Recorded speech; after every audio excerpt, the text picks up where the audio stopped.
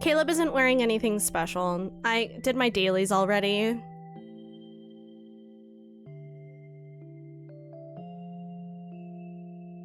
What we're here for is the main story and getting through some of these cards. Which I'm very excited for. We unlocked Caleb and then we stopped. That's as far as we got.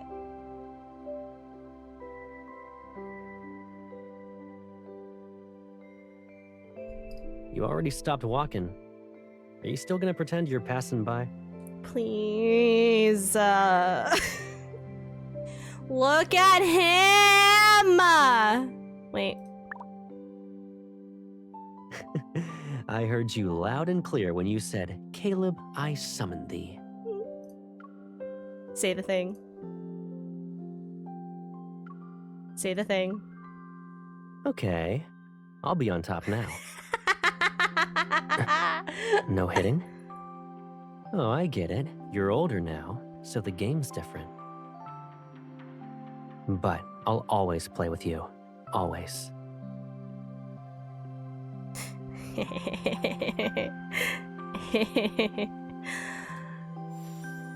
Does it show my affinity here?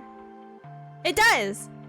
That's my affinity. So I'm still the highest with Xavier, which I think makes the most sense. I've climbed up affinity so quick with Caleb because I just had so many of his 5 stars already and leveled them up. Been ranking them up. Now I've been doing my a lot of my dailies with Caleb in particular, like the games and such. But I'm stuck with Raphael, unfortunately, when it comes to like deep space trials and whatnot, because I don't need to level up his cards. The ones that I need to level up are Xavier, Zane, and Caleb for the like hunter challenge thing. But I'm also at a standstill with Zane because so many of his good cards I haven't leveled up. So it's like a whole thing that I just don't have enough like energy for.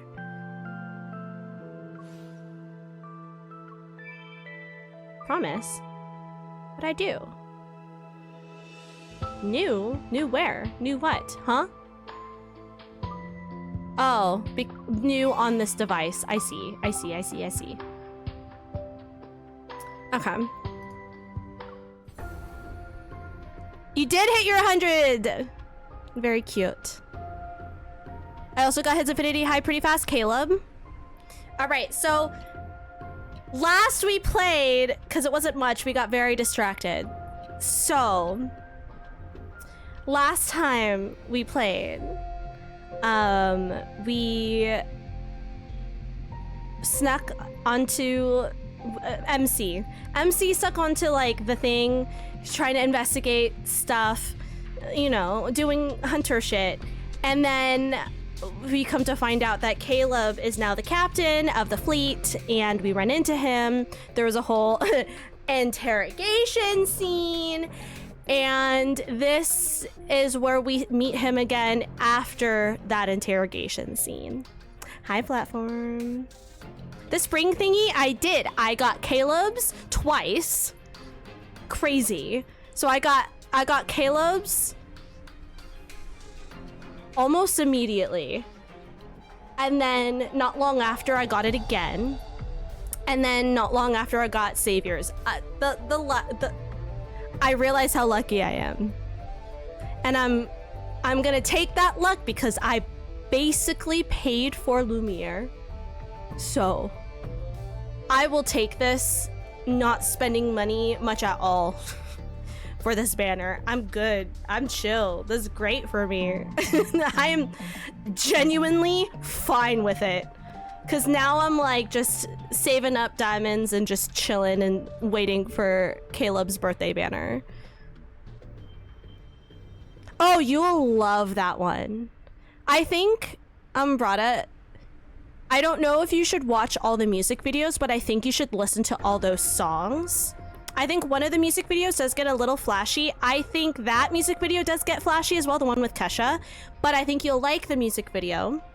It's really giving that like early Pussycat Dolls, Britney Spears, like 2000s vibe. But I think you'll enjoy some of the other songs as well. Yes. 130 pulls for Zane. Yeah, I also can't believe I ranked Caleb. Like, that shit's crazy. All right. I'm so ready. Oh, don't be afraid. It's all right. From now on, we'll be living together. Does this mean we'll never be alone again? Yes. Starting today, I'll be your grandma. Grandmama. Grandma. In the empty void I see, everything is like a painting's white background that is seconds away from being drowned in a sea of color. There's one exception, the figure standing before me who's strikingly clear. Who are you again? It's okay if you've forgotten. I'll remind you. He holds my hand with a radiant smile. His eyes gleam like sunlight. I'm Caleb. I'll always be by your side. My heart! My mind returns to the present. All I can see is a grayish white glow with a metallic chill. Caleb sits opposite me. He reaches for the first aid kit as he holds my wrist, which has marks from the restraints earlier. Hi, sir. Most of the fleet's meds work immediately. It might sting. You need to tough it out. Hi. Hello. His tender care is completely different from the cold, intimidating facade he wore in the interrogation room. What's up? I need to be sure that it's really you.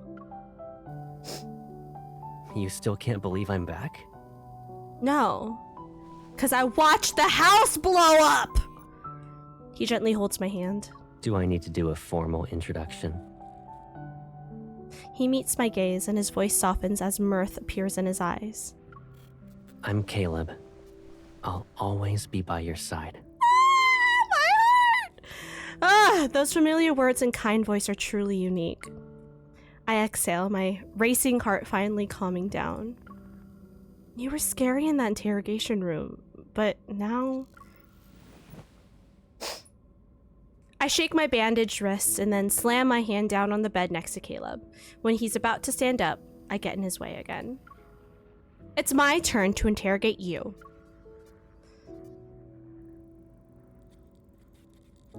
What happened after the explosion? The police and the Hunters Association had said... I don't really remember. It was like a dream, to be honest. When I woke up, I assumed it was connected to the ether core. So, you already knew it? I just knew. That's all. What? You survived. Why didn't you contact me? And you're a colonel now? Well... He turns to look out the window. The night sky resembles a dark, flowing river. if I didn't join the fleet, I would have been abandoned. Abandoned? Oh, abandoned? That's just how things work, Pipsqueak. Mm. So, I couldn't contact you. His eyes... I can't bear to imagine you being put through that pain again. Oh, okay. Caleb isn't exactly interested in explaining, so I don't press him. What matters is that he's alive. We know what happened to Grandma. What do you mean? How's Grandma? If you're here, she must be okay too? I'm sorry. I couldn't protect both of you. Oh. As Caleb's gaze loses some of its light, the faint hope in my heart breaks. All right, let's move on. You might start crying again if we don't. We finally reunited. If Gran knew, she'd want you to cheer up.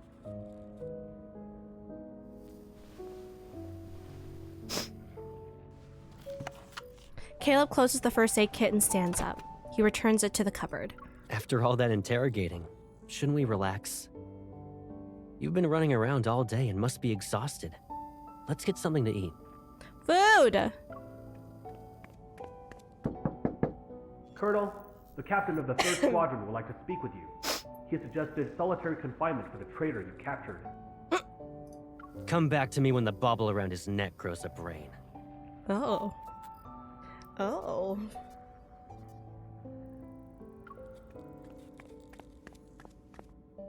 Caleb, you're being really strict. Strict? Me? His armband shines, maintaining his stern expression. Caleb returns to my side. I haven't even disciplined you. And your cover's so good that you're living in the officer barracks? Disciplined me. He helps me off the bed, cradling my injured wrist. He inspects my body from my shoulders down to my waist. Pack up your stuff. You can stay at my place, you know. I don't live at HQ, so you'll have more freedom to move around. Awesome, but I'm still traitor to the fleet. It might be weird if I'm suddenly accompanying a colonel everywhere. He lowers my wrists and taps on the other one. Understanding his intentions, I turn around to let him check my back. It'd draw even more attention. Some people might even question your authority. Hold on. Are you being considerate on behalf of your fellow fleet mates? Or do you actually want me to prove your guilt so you'll be locked up?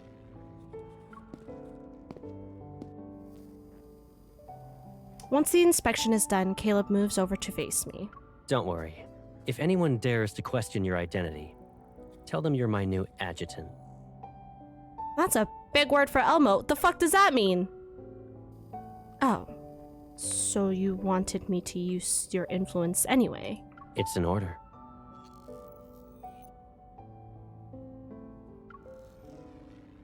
Oh.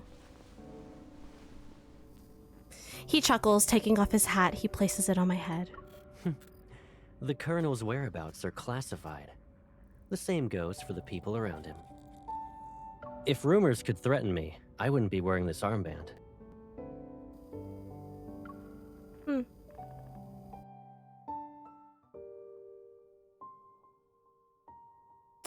Adjutant is like an admin assistant. Ah. Aye, aye, Colonel! Caleb's personal aircraft carries us away from Skyhaven's main island, and we go to the surrounding guard stations. Golden sunlight traces the crystalline lines across the viewport. In the cramped cockpit built for two, I tell him everything that happened when we were separated for several months. The researchers being killed one after another, the documents Grandma left behind, the ether core within me. Since Operation Ether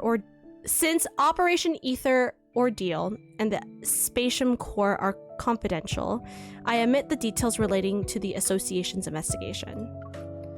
Caleb, the one who's pulling the strings as ever. Behind his goggles, Caleb's gaze is unreadable. He grips the control stick and expertly guides the plane through the clouds. I understand. Let me deal with it for now. 10 minutes later, the scenery projected from the starship's camera shifts to a floating, fragmented island. The starship slowly descends and passes through an invisible barrier surrounding the landmass. In front of us is a spacecraft-shaped building.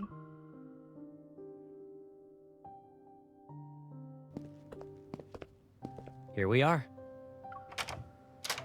Ooh.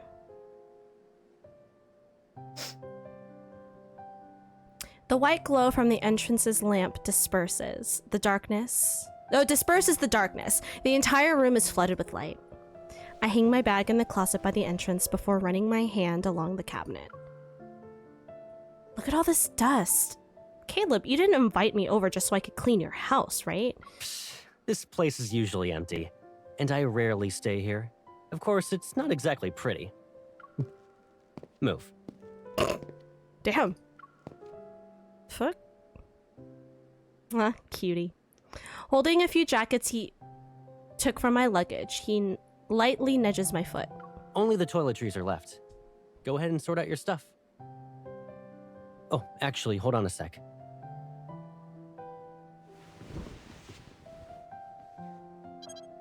After tossing my jackets aside, he takes my finger and presses it on the door's lock. How long are you staying in Skyhaven? If you're not in a rush, why not extend your leave for a few more weeks? Oh. Hunters don't get summer or winter vacations. Captain Jenna let me take some time off, but it's not because I don't have anything better to do. I almost forgot. You already graduated from Hunter School. New fingerprint entry completed. Pick a bedroom you like. Yours.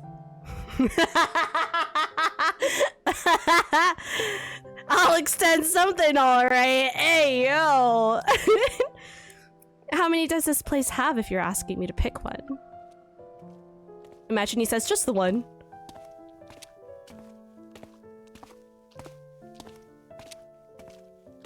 Sorry, distracted. I follow Caleb into the living room. The house is spacious, nearly empty in fact. The decor is simple and consists of muted colors. It's devoid of life. Caleb, are you planning to live in Skyhaven? Why do you ask? Doesn't this mean we'll be separated again? You don't want that to happen, right? That is exactly what I'm trying to do, Platform. You're so right. I'll be busy since I'm a hunter. I'm just giving you a heads up in case you'll miss me. Oops. I don't want to auto. After navigating through several doorways, I stumble upon a bedroom with comfortable lighting. I stop before it. Yeah. Without our wanderer-chasing hunter, we'd all be doomed. Caleb leans against the doorway and looks inside. You like this room? It seems cozy. Okay, then. His lips curl into that familiar, teasing smile as he heads toward the kitchen. Think about what you want to eat for dinner, and your personal chef will make it. Sorry, distracted again. Really? I catch up to Caleb and jump. I wrap my arms around his neck. Ooh. Make all your specialties. Braised pork, sweet and sour fish, pork chops. Do you actually want to eat all that, or are you just naming all the menu items? You have quite the appetite. With my weight on him, Caleb pivots before putting me down. You don't Pivot! need to help out. Just relax in the living room. Oh yeah, just so you know, that room you claimed is mine. Bet! So, one bed trope?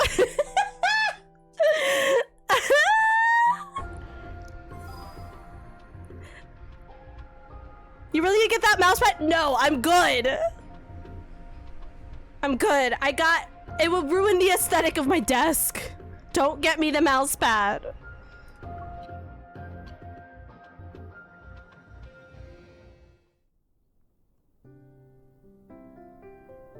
Wait, I have to see it again. Hold on. After dinner, Caleb insists on clearing the table himself. He tells me to rest and he'll get my bedroom ready soon. I hesitate for a moment before deciding to ask him about the explosion incident. Just as I reach the terrace, thunder roars from outside. The sound alone makes me jump. Maybe it's because we're closer to the sky here. Do you mean this zipper? Actually, you're right. Because the zipper doesn't even go all the way up to the collar. So you can't even, like, unzip it if you wanted to. So you're right, it doesn't... It's a peekaboo? It's not a good peekaboo. It's fashion. A porthole? When you just want to unzip and poke him. Right on the boob. Just be like... Boop.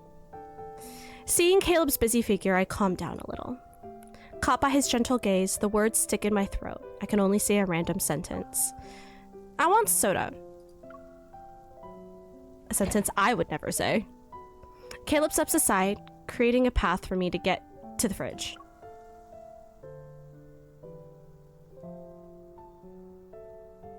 Help me open it. I got these nails. It's like really difficult. I hold out to him the can that I took. Caleb silently stares at me for a moment. Then the metal tab is popped open. You're putting my evol to good use like always. We toast, our cans clinking against each other. That was not the clink of a can, that was a clink of glass, but we'll go with it. Horchata. I do want horchata. Another roar of thunder startles me, however, I choke. Still a scaredy cat? Caleb can't help but chuckle. He pats my back and, as if recalling something, he looks out the window into the night. I thought you weren't afraid of it anymore. What do you mean? Caleb sets down the soda and brings up a tablet that controls many of the house's utilities. The curtains are shut, which protects the room from the storm outside. Remember your astrophobia from when you were little? Didn't you usually hide whenever thunder rolled in? Maybe it was because thunder sounded too much like a wanderer's roar. I was still terrified of it months after the Chronorift catastrophe had ended. At first, I thought you were playing hide and seek with me. But then I saw you were just frightened. You always remember the minor details. But eventually, I became immune to it. And who should we thank for that? I look up. With my eyebrows slightly raised, Caleb grins, and reflecting on those memories, I pretend to be clueless. We should thank my resilience. You ungrateful pipsqueak. Caleb teases me and pinches my nose. Chuckling at my reaction, he lets go. Of course, I remember that whenever there was a storm, regardless of whether it was during the day or at night, he always stayed by my side. I didn't dare to fall asleep, but Caleb always covered my ears until I dozed off. The thunderstorms trapped him, the most popular kid on the block, inside the house, and so he had to seek refuge with me in various hiding places. No one else knew it was me that was trapped home, and Caleb was the one who broke that magical cage. Caleb, why are you always the first person to find me? It didn't matter whether I hid in the closet or the attic. We probably have a telepathic connection. You just got lucky every time. Yeah, and? Doesn't matter if I'm lucky or not. Sentimentality grazes my heart's surface. My hand that's resting on the fridge subconsciously twitches. Why do I feel awkward all of a sudden? I mean, isn't telepathy usually something twins have? Like the ones who are involved in this incident? Thinking of those two that were affected by the explosion, my voice lowers. Over the next few days, there wasn't any progress in finding Kevy, and his sister Mia is still recovering. Caleb, You still want to investigate? Caleb has read my mind. I hesitate for a moment before nodding. Kevy is still missing, and I need to know if Ever is related to the explosion. If Ever is involved, there's a good chance I'll get important info that's connected to the Ether Core. Kevy might have already been marked as their target. The fleet will handle it. And even if you doubt them, can't you trust me? Since you're on vacation, why not just kick back and relax in Skyhaven? But Caleb, his sister must be worried sick about him right now. He probably wants to be with Kevy again. I'm already your adjutant? Is that how you say it? I promise not to cause any trouble. If anything bad happens, I'll take full responsibility. Ow! Something hits my head, but it's not a light tap or a smack. Caleb has a serious expression. What are you even saying? I always have your back. Don't even think about drawing a line in the sand. Take care of yourself. Do that, and you can investigate whatever you want. So after everything draws to a close, can you come home with me? I remember you saying you'd be fine by yourself. But it seems like you still want someone with you. I'll worry about you we're always separated. Is that the only reason? He shifts his gaze down after suddenly using a softer voice.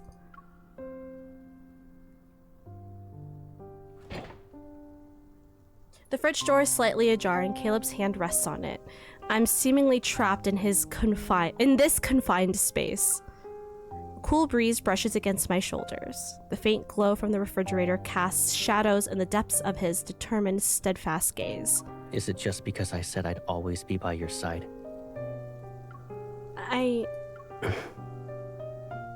I'm just messing around. What's wrong? Cat got your tongue? Sir, don't do this to me. Feeling the tension dissipate, I pretend to be annoyed as I push him away and change the topic. Move! It's so cold being in front of the fridge. If I get sick, it'll be your fault. Amused, Caleb willingly backs off. All right. I'll keep my distance. It'll be like there's an ocean between us. You stick to your side, and I'll stick to mine. Don't worry, you won't have to remind me twice.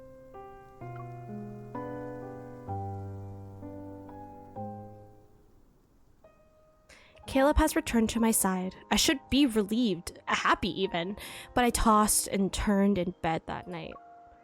As I open my eyes, the bright morning light filters through the curtains. A warm glow is cast on the bedside. After staring at the dimly lit ceiling for what feels like an eternity, I wearily get up. The house is silent. It seems Caleb just left. My breakfast, still warm, is sitting on the dining table. I notice a note tucked underneath it. Your highest priority is resting and enjoying your meal. Everything else comes second. I smile as I fold the note. When I sit down, I get a voice message. Did you eat breakfast yet? I'll be sorting some things out with the fleet. I'll pick you up later. Yeah, okay. I finish eating my breakfast while going over last night's plan in my head. Alright, it's time to visit that medical center.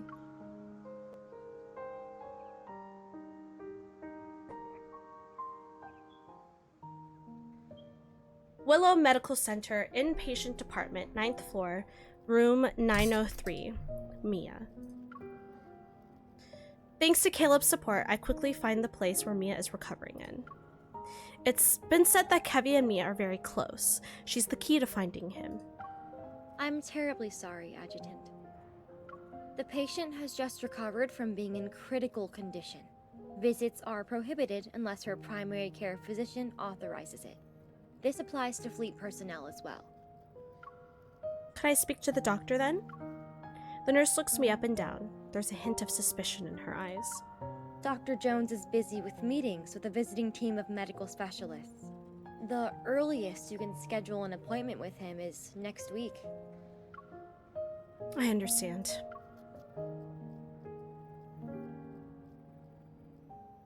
Mia is in a precarious situation right now, but with the hospital's strict security measures, her safety is guaranteed at least. I find myself walking to the elevator and my gaze falls on the directory sign. The administrative offices are on the 16th floor. Dr. Jones is in a meeting. He might be on this floor. Ding! The elevator doors open. While engaged in hushed conversations, several doctors step out. I guess I can only try my luck upstairs now. Just as I'm about to enter the elevator, a familiar voice cuts through my train of thought like a blade of frost. Zane?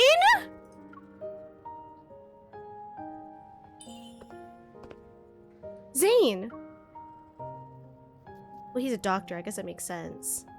The figure wearing a white lab coat turns around. When our gazes meet, he adjusts his glasses. Surprise flickers in his eyes.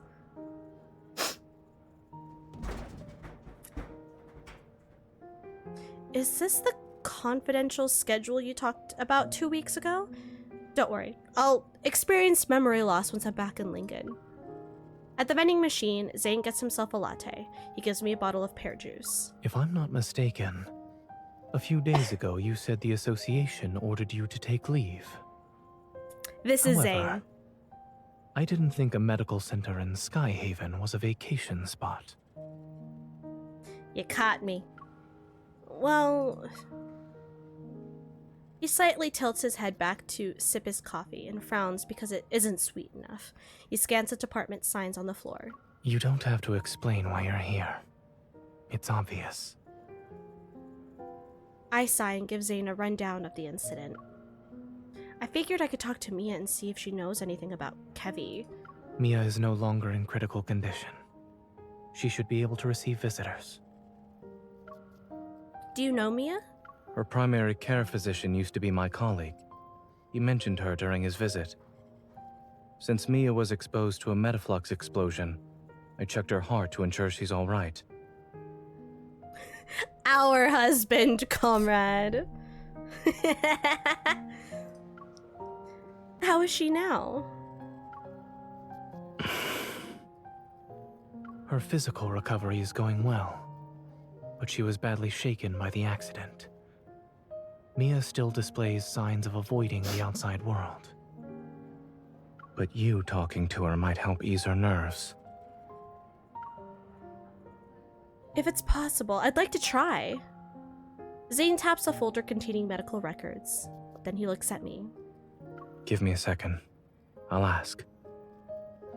Bless. Dr. Jones, do you have a moment? A few minutes pass, then Zane puts his phone away. Under my hopeful gaze, his expression softens as he nods. Follow me. I'll check on Mia's condition first, and if she's all right, I'll ask her. After receiving the visitation guidelines, I take a deep breath and follow him into the hospital room. He is very pretty. In the pristine white room, a young girl, around 10 years old, sits on the bed. Her face is covered in bandages. Mia, the nurse said you drank some milk today. That's good. Mia turns her head without responding. With a blank stare, she looks out the window. Zane crouches down by the bed. He gently touches Mia's elbow. Since you listened to the doctor and the nurse, it doesn't hurt as much now? The little girl slowly blinks, silently acknowledging Zane's words. While waiting for the pain to go away, do you want a reward? I wanna go home. Her soft voice, tinged with sorrow, resounds in the quiet ward. My heart feels a faint pang, as if that voice reached out to me, urging me to move closer. However, I hesitate, unsure of how to start a conversation. Seeing that Mia has noticed me, Zane speaks in an even gentler tone, which radiates reassurance. She's my friend. A skilled hunter who saved many children like you. Huh? It's unclear which of Zane's words affected her, but she slightly stirs.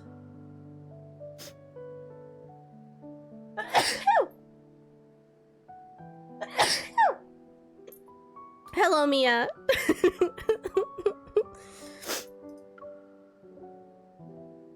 Zane calmly observes, stepping back only when he sees Mia doesn't flinch at my approach. Thank you. Do you want to talk? Mia hesitates and nods. Relieved, Zane and I exchange looks. Zane leaves the room. On his way out, he taps my hand, silently telling me not to stay for too long. Taking a seat beside the bed, I tenderly hold her hand. Mia, what you went through, I also experienced that. You must be really upset. Her small hand slightly twitches in response to my words. Do you miss your brother, Mia? Her empty eyes flicker with emotion. She's about to cry. Is he dead? Her eyes are filled to the brim with tears. Don't worry, he's probably just hiding. But I always find him. I can't this time. Your brother wouldn't just leave you. He probably got into a bit of trouble. Can you tell me what you saw before the explosion happened? I might be able to help. She stares at me, and just as she's about to speak, a knock interrupts us. A person wearing glasses and a dark-colored uniform enters. He has the Farspace Fleet insignia on his armband. It seems the Colonel forgot to inform us. What brings you here, Adjutant? His scrutinizing gaze washes over me, and I look away. It seems today won't go according to plan. The Colonel has his reasons. Just do your job. I'll stop by next time to avoid any trouble. As I'm about to leave, Mia suddenly calls out to me. Miss? She retrieves a burnt dog plush from behind her pillow. She sounds nervous when she speaks. Thank you for visiting me. Can I give you Lucia as a present? You've been blessed enough. Look at these active chatters. Blessings. Thanks. Lucia? Is this dog plushie?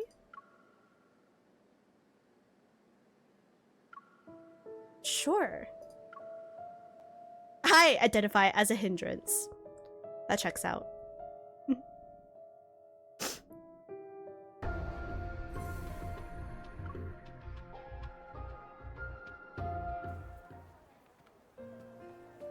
Fancy ass a hospital over here.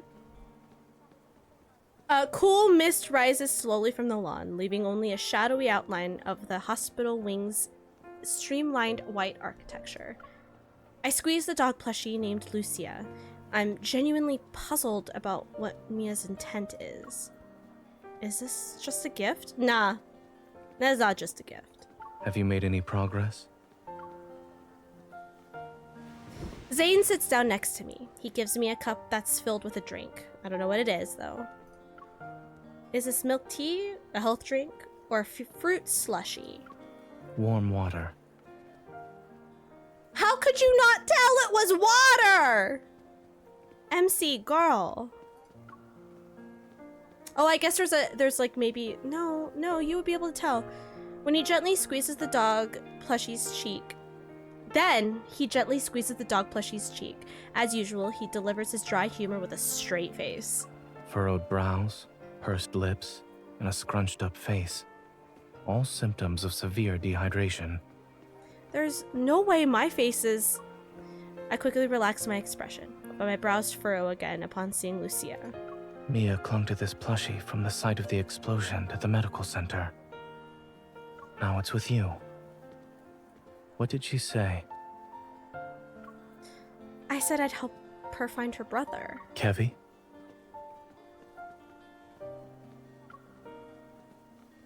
Zane pauses, his thoughts drifting for a moment before he shifts slightly. His tone becomes more solemn. Something or someone must be behind his disappearance. However, by getting involved, you'll have to confront people who are also searching for him. I know.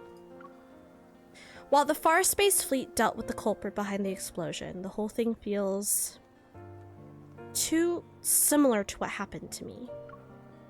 I'm not sure, but Ever must be involved somehow. Kevi must have something they're after, or there's a secret they're desperate to keep hidden. The closer you are to the truth, the closer you are to danger. If you truly thought this through... It's okay, I got Caleb now. Once they make their move, there will be a second time and a third. Come closer, I need my pulse checked or something. I don't know, but I need attention in general. I can't just stand there and watch the same tragedy repeat itself with these two. Aside from Ever, there's another curious matter. I studied in Skyhaven and worked at Willow Medical Center for a while. As a result, I'm familiar with the general atmosphere of this place. But I've noticed how different it is from what I remember. What are you trying to say? The fleet. Back then, the fleet wielded a considerable amount of influence beneath a modest facade. They spent most of their time carrying out exploration missions in the Deepspace tunnel. A majority of the people who worked here for 7 to 8 years had never seen what their vessels looked like. This sort of large-scale operation where their forces have been deployed on the ground is unprecedented.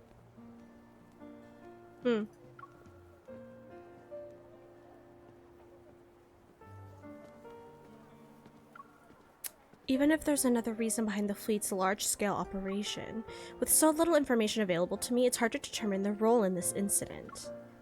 I'll keep a close eye on the situation, but for now, I need to find Xavier as soon as possible. He's been missing for a while now and could be in danger. Zane nods and looks up at the dark clouds in the sky. Did you find any leads? It's been a week since the explosion. The fleet must have searched through every nook and cranny of the explosion site in the surrounding area. If they can't find him, Xavier must have either been taken away by someone or hiding in an even more secluded place. While the latter seems unlikely, I look at Lucia's big wide eyes. Did Mia give me a clue? Let me take a look. I give Lucia to Zane. He scrutinizes it for a moment before tugging its charred tail. There's a burst of static before a voice crackles from the plushie. Where are you hiding? I'm done playing. Mia, you're so silly. I'm in our secret base. But we said not to hide in the secret base. You're cheating. Noticing my surprised gaze, Zane places Lucia back into my lap and strokes its head. I've seen similar toys with sick children. I knew it was a smart move to turn to a doctor. I carefully pull Lucia's tail and listen to the conversation again. Then I realize something. Maybe Kevy hasn't been taken away. He might be hiding. Is this secret base his hiding place? I turn back to look at Zane and speak. Don't. I'm tired of hearing that. Damn. When we're back in Lincoln, I'll buy you the latest item on Maltosio's dessert menu. I suddenly recall how Zane had taken several consecutive days off after returning from Chansia. It's something he rarely does. You've already used up some of your vacation time. Will you be busy later? I can get the dessert to go and give it to you at the hospital instead. This is the first time I've heard of someone inviting another out for dinner by using a complaint. I'm afraid I'll bother you when you're busy. Zane slowly leans back, studies me for a moment, and then reaches for the cup of warm water. His expression remains indiscernible. I suppose what you need isn't water, but something that's more than lukewarm. What do you mean? Noticing my confusion, Zane slightly tilts his head and responds with a smile that carries amusement and resignation. We both have to deal with challenges, one after another. If we want to see each other, then there will be moments like this where we can sit together, no matter how hectic things get. He lifts Lucia's head and the plushie stares at me with its dewy black eyes.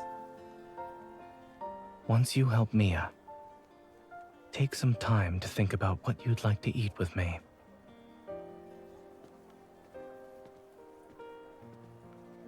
Oh. Umbrata has a suggestion. This dick.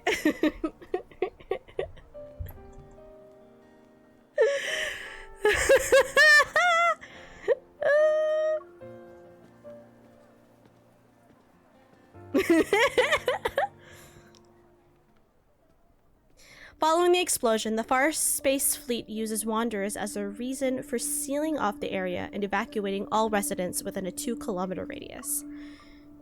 Maybe the week-long search has led them to believe Kevy is no longer in this neighborhood. No fleet soldiers are stationed here tonight.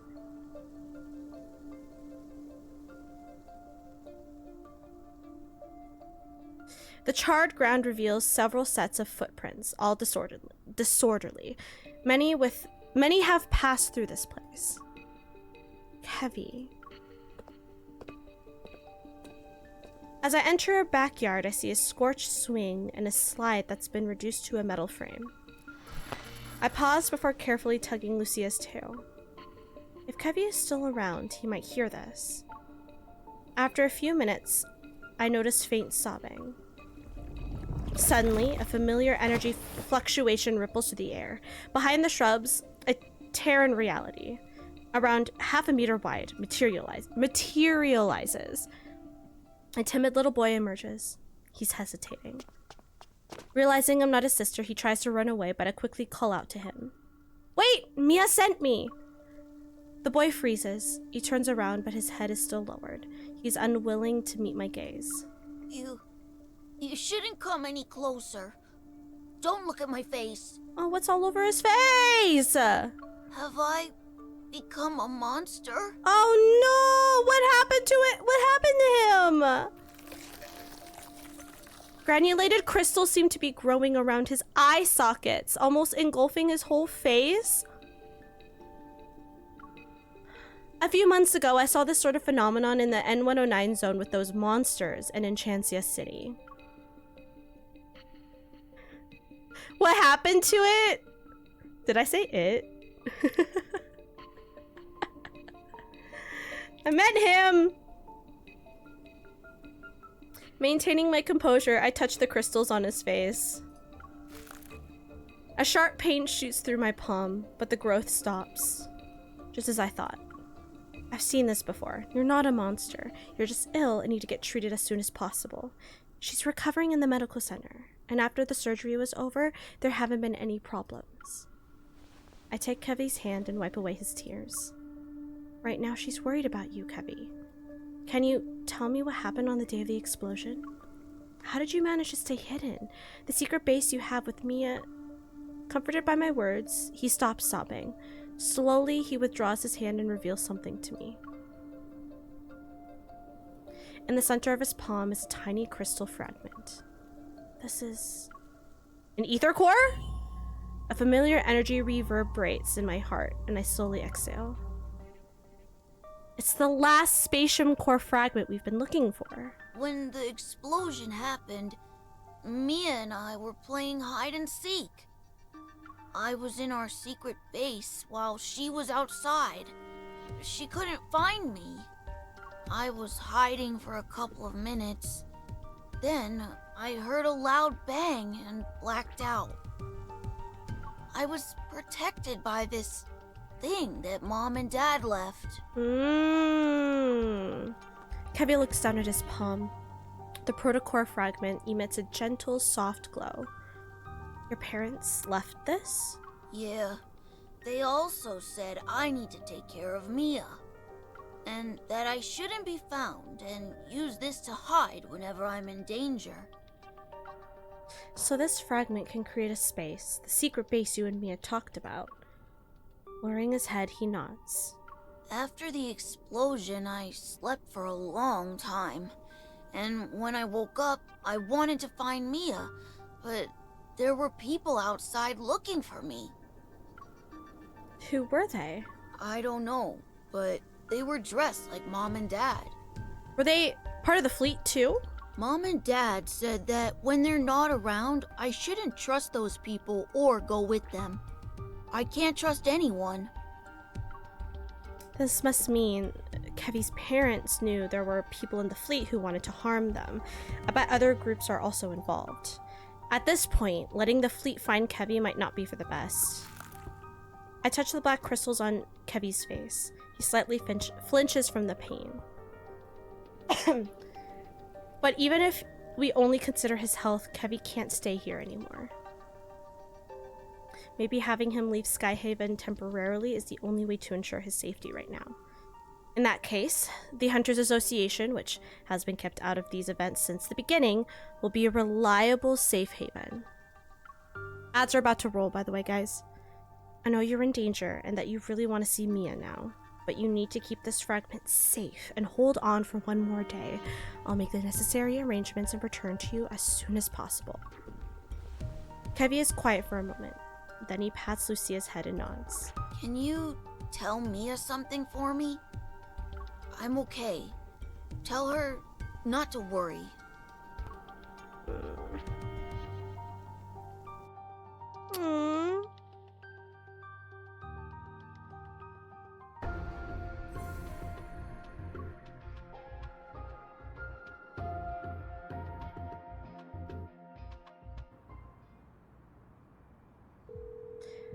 After leaving the area that's under lockdown, I call Zane.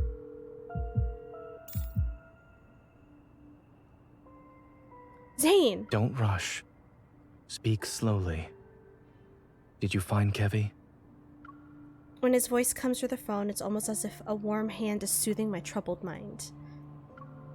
Yes, he has a spatium core fragment. He's been using its power to hide himself. He's also infected with something that involves those black crystals, but his condition seems slightly better than what we saw in the patient at Chanzia Hospital. In Chanzia Hospital, Zane and I arrived at a preliminary conclusion. The ether core's power doesn't cause transformations like this. Someone is responsible for creating this crystal-related disease. And assuming that's the case, they're deliberately turning people into monsters. After I reveal this conclusion,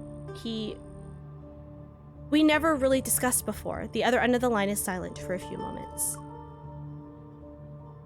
A few years ago, I witnessed something similar. That person was my friend. Recalling my conversation with Zane in the Arctic, a guess forms in my mind. Was it the one who died in Mount Eternal? It couldn't be because... Yes. After that incident, we learned that under extremely special circumstances, when Wanderers strike, their attacks cause energy crystals to grow in the afflicted area. They corrode the human body and grow a sort of shell over it. Once that happens, the victims can lose their sanity within seconds and uncontrollably lash out at anyone around them.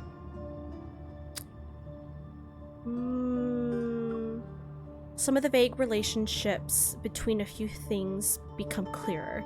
Zane's secret research, the small animals at Dr. Noah's home. Your research with Dr. Noah in the Arctic involves this, right? It does. Based on your description, Kevi's transformation hasn't truly started. But it's hard to say if we should delay our attempts to treat it. I have a feeling that if he stays in Skyhaven, something unpredictable and grave will happen. I'll find a way to transfer him to Oxo Hospital and ask Dr. Noah to come back. I was just about to ask about that. When can you pick up Kevi? The hospital can't reach his guardians, which could be a problem. I'll have everything arranged by tomorrow night at the latest. Then I'll bring Kevi to you at that time. There's one more thing. A necessary reminder, so to speak. He pauses before lowering his voice. Since Kevi has an ether core fragment, it's possible Ever will keep looking for him.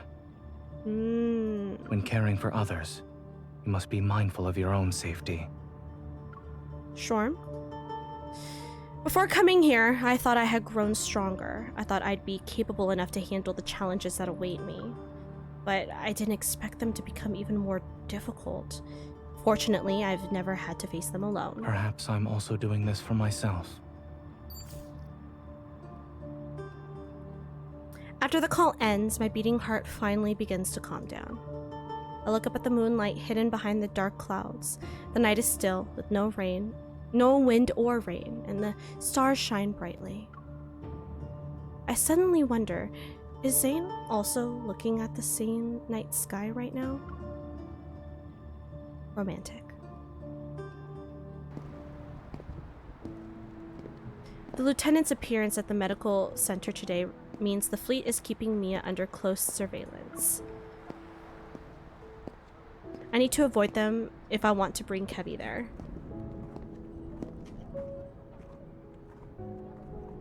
Sorry, give me 1 second.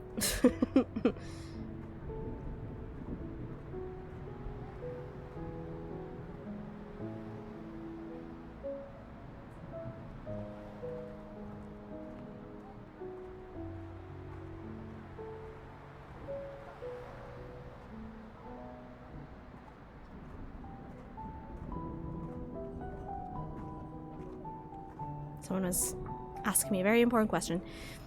I need to avoid them if I want to bring Kevi there. Which means I need to keep this from Caleb somehow. During my trip back to the station, on the floating island, the previously peaceful sky suddenly becomes dark and gloomy. Thunder roars in the distance. It might start raining again. My phone has several unread texts from Caleb. That sounds about right. Where are you? Where are you? When will you be back? I'm at the soup.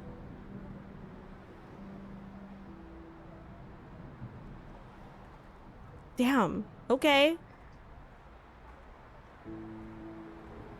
Sure. As I scroll through them, the fact that Caleb is truly back sinks in. Everyone's on edge because of the explosion in the Cascade District. The Deepspace tunnel's been acting up again, and more wanderers are showing up in Skyhaven. Oh, now it's raining. Just my luck. I send over my location's coordinates, and then it starts to drizzle. I join the crowd under the overpass, and the atmosphere grows heavy with an eerie chill. A figure clad in black, half their face concealed by a high collar, appears. The greenish-gray hair is loosely tied. Excuse me. Who? Are you supposed to be a snake? Excuse me. Also, kind of hot, but also chill the fuck out. But they don't move. Something's off, so I move to the side. Can I help you? Yeah, you can.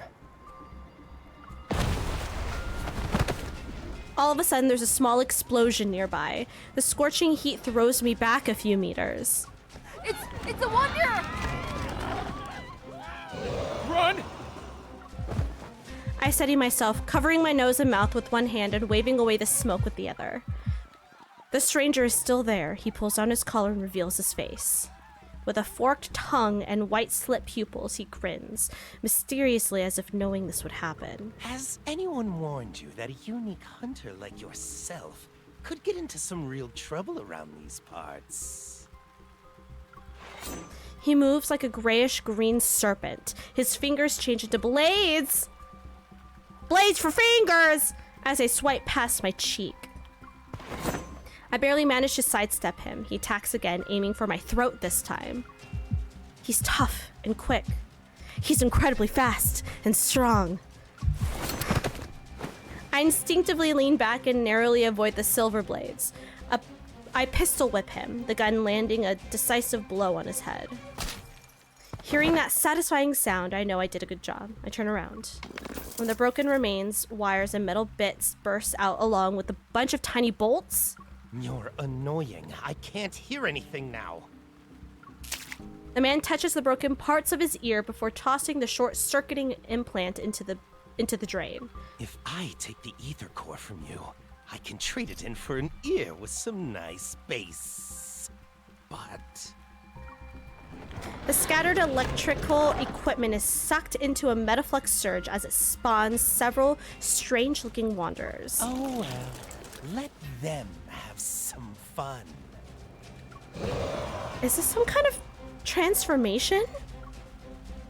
My hand moves behind my waist. Amidst the dirt and rain, a bright red flash materializes. A wanderer that has lunged forward is sent flying back several meters. What attacked it was? Caleb? You've gotta be fucking kidding me. An apple a day keeps the wanderer away. Having found its mark, the apple continues on its gravity-defying trajectory. I turn my head. Cradling his phone between his ear and shoulder. Not him, literally. That's so funny. He's just like... Caleb grabs an apple from the paper bag he's holding. He throws it up and catches it in his right The supermarket hand. wasn't having a sale on produce today, and my bullets aren't exactly cheap. I love that so much. Caleb! There we go. I raise my gun and swiftly position myself beside him. I keep an eye on the wanderers approaching us. This isn't a game. I won't let you charge in alone. Don't underestimate me. I can pull my weight in a battle, just like you now. Do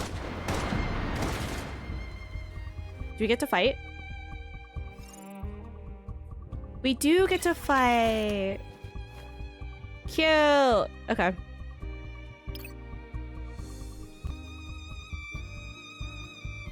I'm about to look away. It gets very flashy.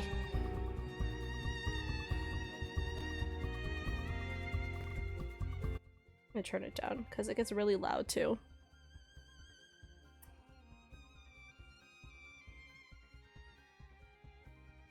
Ooh, yeah, can you send me the screenshot of the text? This is too easy. Looks. Requesting full suppression gunfire. Roger. Bring it on. Caleb. Coming. It's only got half its health left. You want to do a competition? Of course. This is a mess. It's fine. I'll show you. It can't hold on for much. Requesting full suppression gunfire. Roger. I've locked onto the target. Copy that. Bring it on. It's the sad face. Caleb, boop to you. Is it charging up for an attack? Oh, I need to change it to on the snoot. Time to change our strategy. I did change it where instead of poked you, it's like I would try to do boop the snoot, but now I see I need to because it says Caleb boop to you the snoot, so I needed to change it to on the snoot. Perfect. Now I know what to change. It recovered. Let's change our rhythm. My turn.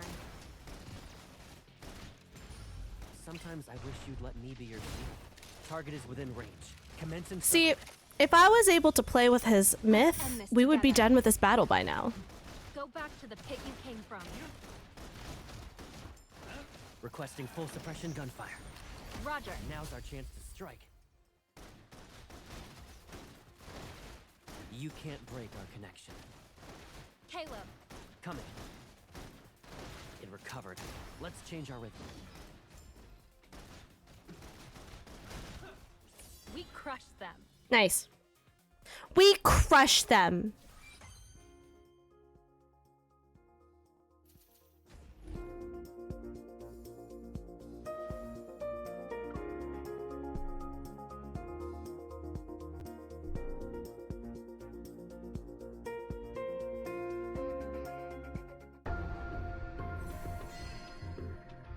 Oh. Nice. I unlocked something.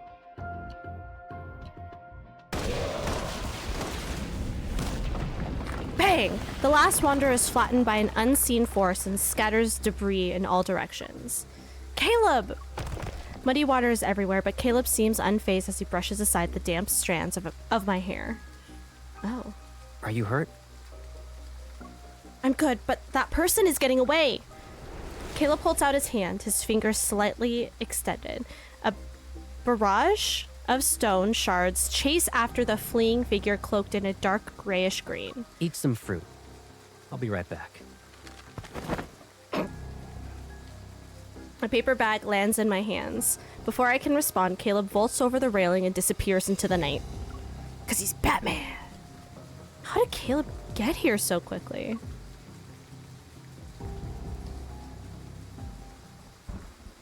Perfect vessel, my ass. It doesn't even look as good as us unfinished products. Damn it! Sharp shards pierce through half of Viper's face, and before he can even cry out in anger, a kick knocks the wind out of him. A powerful force slams him into the ground, which instantly destroys the other half of his face. I see it's shedding season again, Viper. You bastard! I'll kill you! Caleb increases the weight. Immediately, the crisp sound of something cracking reverberates. Those invisible restraints are like iron that even make Viper's knees creak. You... Stop it! A white prosthetic eye floats into Caleb's hands. hand, and it is crushed in an instant. Who gave you the right to approach her? Woo! The professor said it's not time to go after her yet. I was just playing around with her.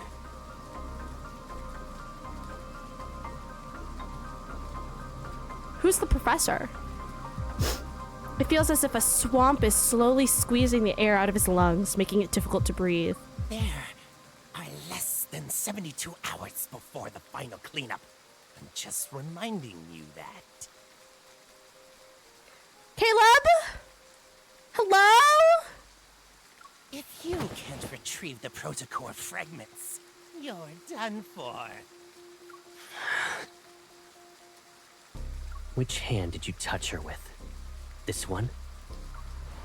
He's unfazed by the threat. Click. Viper's hand is twisted, and he almost passes out from the pain. You need to protect her. It's a bit much. Wouldn't you say your overprotectiveness borders obsession?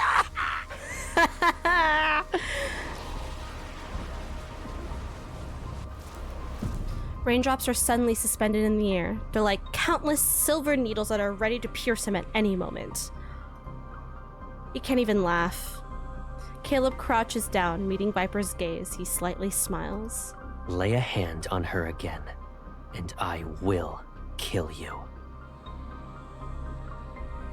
Damn.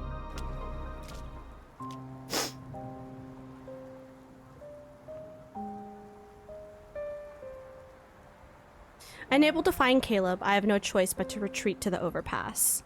The soaked part of the paper bag I'm holding leaves a chaotic pattern in my hand. It almost resembles a winding labyrinth. That person knew I had an ether core. Is he an assassin sent by Ever? All I'm saying is they could spare an animator for drenched in rain Caleb. I agree. And maybe make him shirtless or something, you know, just... He's wet anyways, might as well just take it. For the people, for the people. But he wasn't planning to kill me. It seemed like he was testing his prey. Why are you standing here in the rain? Because you left me here!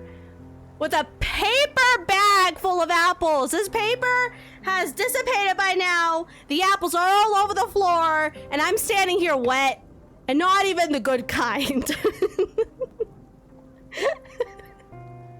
What do you mean?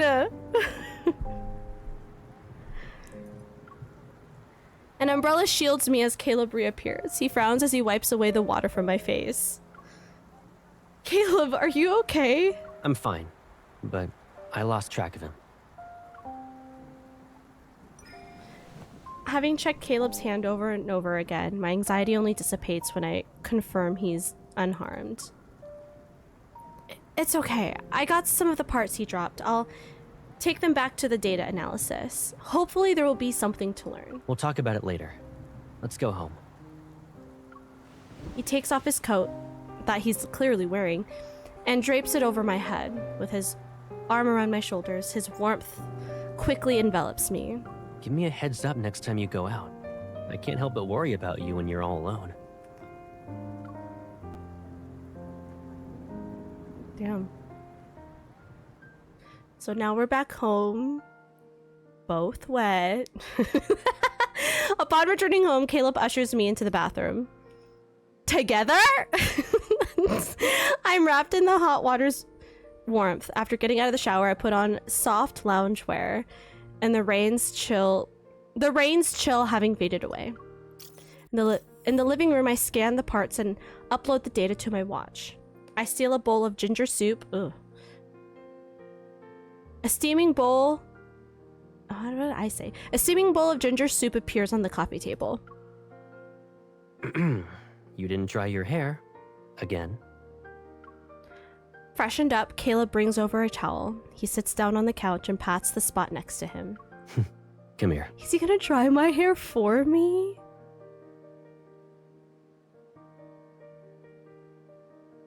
Stop. I comply and hold the bowl of soup while Caleb towel dries my hair. It's very soothing, and I can't help but narrow my eyes. The way it's so basic, but so cute to have happen, right? Like, it's seems like such a mundane, like, small thing to do, but it's also so intimate. And it really also goes to show the type of relationship they have, that they can so freely, like, help each other in that way, and it's so second nature. I hate us, but it is. It is. It's been a while since I received your service like this. Well, don't say it like that. Oh, so you know it's a service. And that's why you always plop onto the bed to play with your phone while your hair's still wet. That's a sentence. It's because I know you'll help me. Okay, Pipsqueak.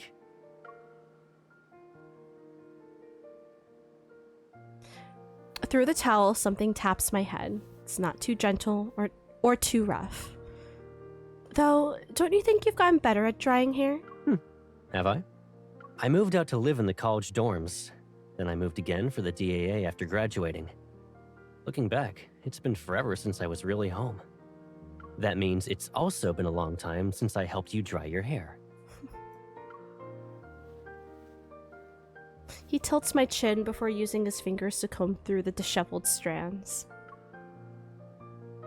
Stop. There's no rush. We have more than enough time together.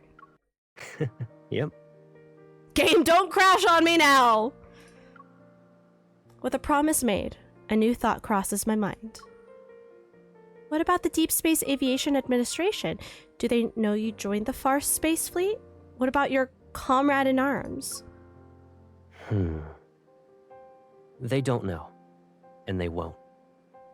It wouldn't be smart to have too many people in on this. They aren't required to know everything about me anyway.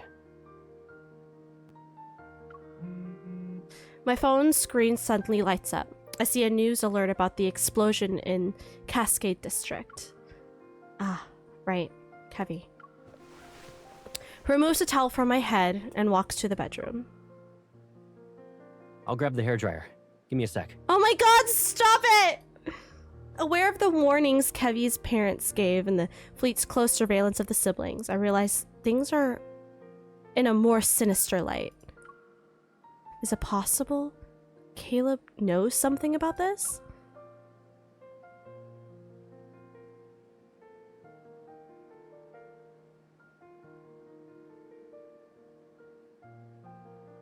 Ask him a question, or I don't want to doubt him. Hey, I would love this to be an option, but we, as an audience, already know that something the fuck is up.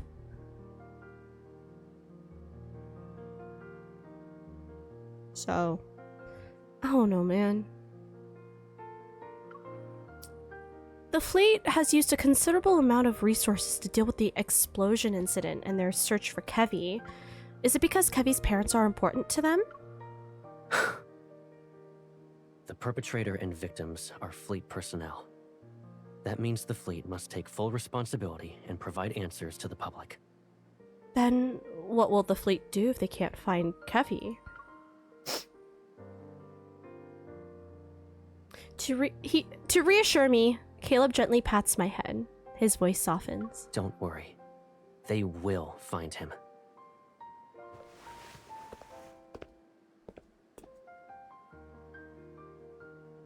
No, turn back around. Okay.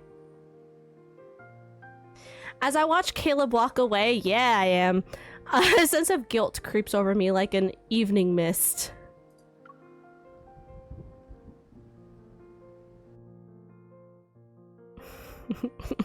Guilt is for sure not what I'm feeling.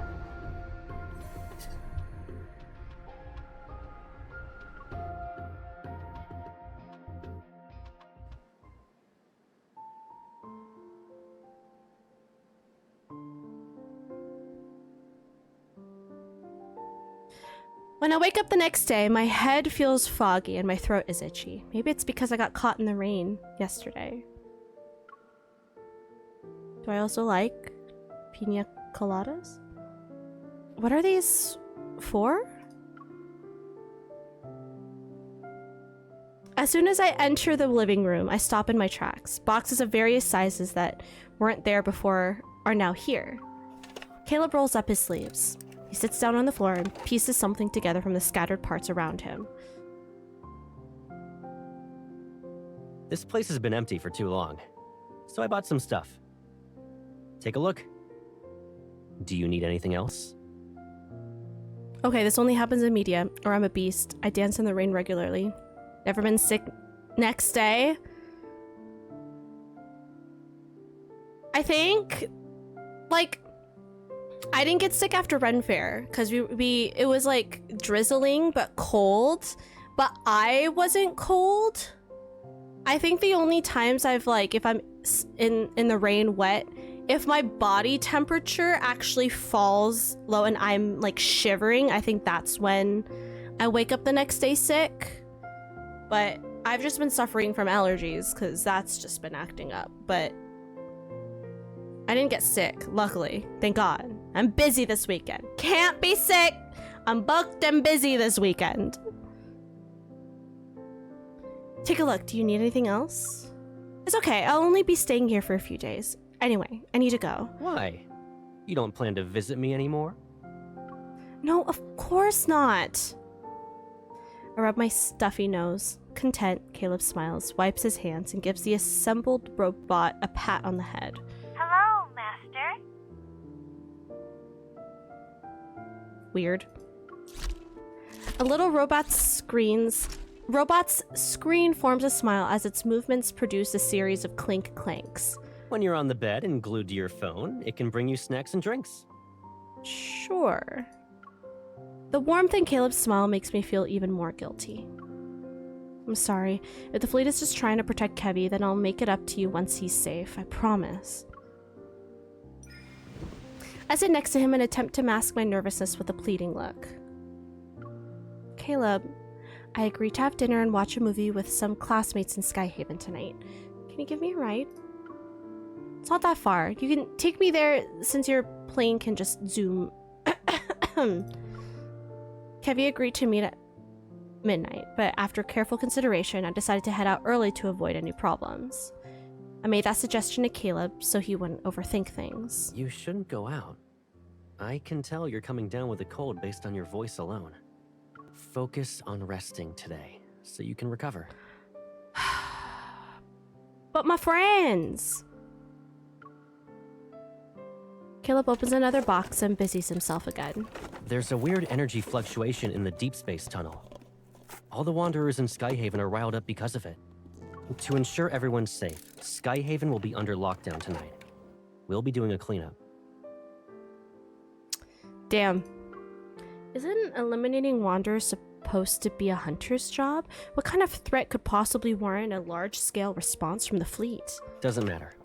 Since the fleet is in charge of Skyhaven, safety is our highest priority.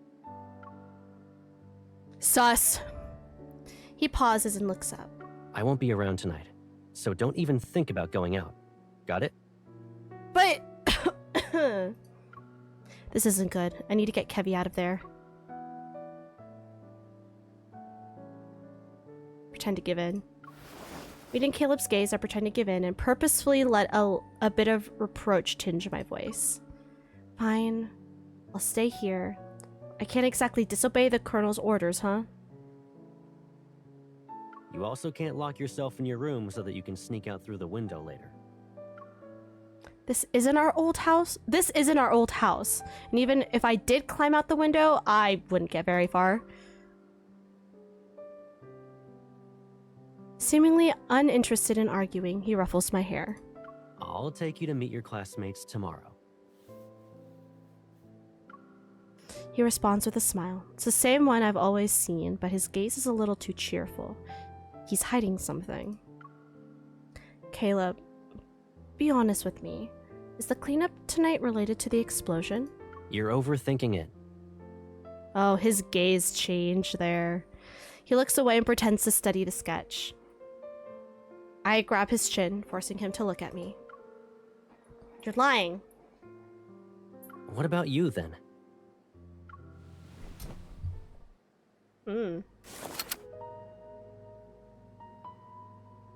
Oh. He calmly grabs my right hand and reveals the gun I had put on my waist. Why do you need a gun at a friendly get-together? I'm a hunter! I should always have it on me. Are you kidding? You never know when a wanderer's gonna come up. I could be out with my friend. It's fine. I gotta protect my friends if we get attacked. You said it yourself. The wanderers are freaking out. That's because I'm worried about encountering a wanderer, not the emotional support sidearm. What are you, from Alabama? I call it my peace of mind. Stop. His grip on my wrist tightens. Don't forget about the ether core in your body. You're not a normal hunter. And the whole explosion incident is complicated. One wrong move, and you'll be trapped here forever. What do you mean? The fleet isn't just here to investigate the explosion, right? Are you hiding something? In the tense silence, the small auto is oblivious as it continues making noise. After what seems like an eternity, he suddenly lets go. Sorry. Do you remember what I said? Just now? Yeah? Leave it to me. I won't break my promise to you. My lips tighten into a thin line, and the increase in body temperature that I've been fighting hits me. I slowly lean back and sink into the sofa. I'm sorry. I shouldn't have upset you. Caleb kneels. He takes my wrist that he had grasped earlier and massages it with his thumb. But tonight's operation isn't just a normal patrol. You're unaware of the dangers here. His earnest gaze follows mine when I try to look away. For some reason, this version of Caleb feels like a stranger. Do you really mean it? Cross my heart. Cute.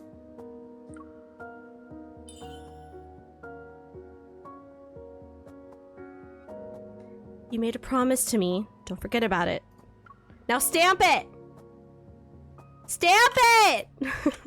Take it, and then you stamp it. As the day draws to a close, I still haven't found an opportunity to leave. I hope the round-the-clock shuttle service won't be affected by the cleanup. Only when my phone gives me a no-service message do I realize how thorough Skyhaven's lockdown is. Outside, the darkness cloaks the scenery with the trees as shadows. When it's 11 p.m., I hear the faint creak of a door opening outside. After silently counting to 30, I quietly get out of bed and go to the living room.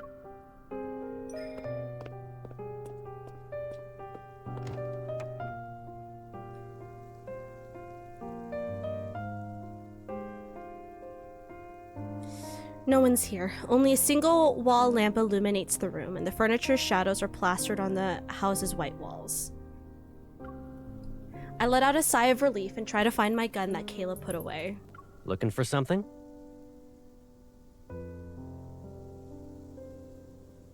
I fucking knew it, too!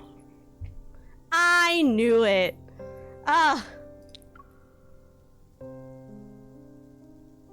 Caleb! You're still here. Caleb stands behind me, his arms crossed. The light casts irregular patterns on the floor. I was about to leave. Go ahead. I'm getting something to drink. A cup that's filled with water floats over my side, along with 2 white pills. You were coughing a lot during the day. Did you catch a cold because of yesterday's rain?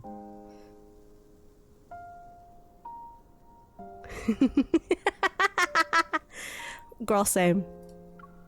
It's just a small cough. Hacks Take up a some lung. meds before you go back to sleep. I don't trust these pills you're giving me. Like, I'm gonna be so for real. I don't trust it. His gaze is calm and gentle, showing no signs of discontent. It's as if my pitiful lie fooled him. Okay. I won't let him worry about me tonight, at least. And I took the pills without even asking what they were. Girl, too trusting, even for your childhood best friend. I'll put the pills in my mouth and wash it down with the water. I have emptied the cup in one go. The ticking of the clock's second hand echoes in the dimly lit room, emphasizing the silence between us and our mingling breaths. Without thinking, I avoid his gaze. I hesitate for a moment before heading back to the bedroom. Good night. Good night.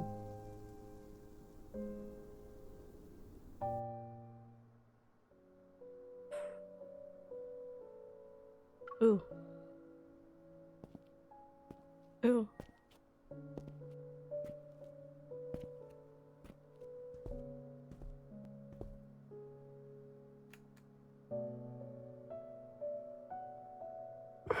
Hey.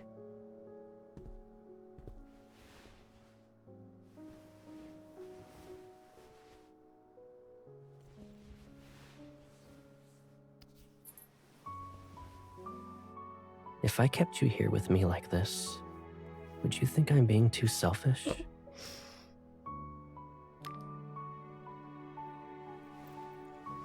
But it's only us now. Stop.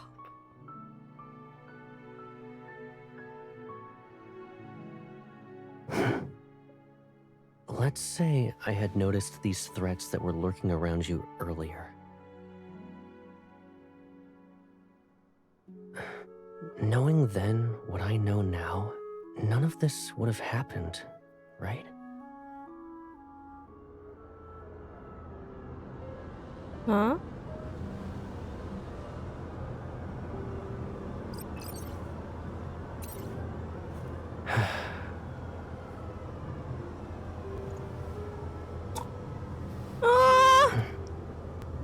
Don't worry. This nightmare will come to an end. Don't crash on me!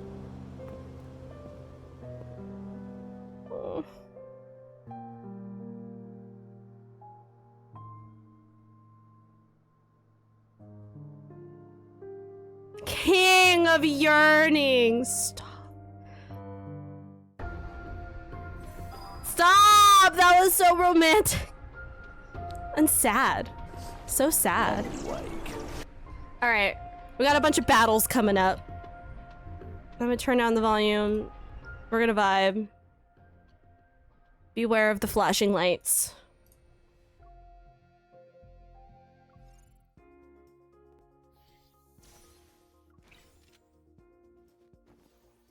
Oh. No, we should play with Caleb. Can we play with Caleb? I feel like it's only fair.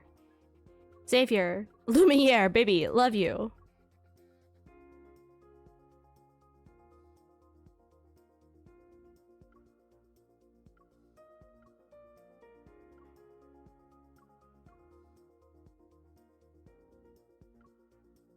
There we go. Should be fine.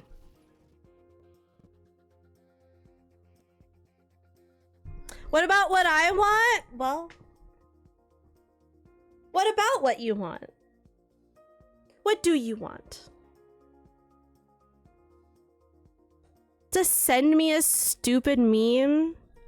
I already hate it, and I haven't even seen it yet, and I already hate it. I hope you're aware. Don't let it stand in our way. This should go by so quick. They're right where we want them. Let's go. He's so powerful. Now's our chance to strike. It can't hold on for much longer. Let's see. Literally. So quick. Nice. So, There it is. how did I do? How did you do? You did great, sweetie. It's gonna be weird. Okay.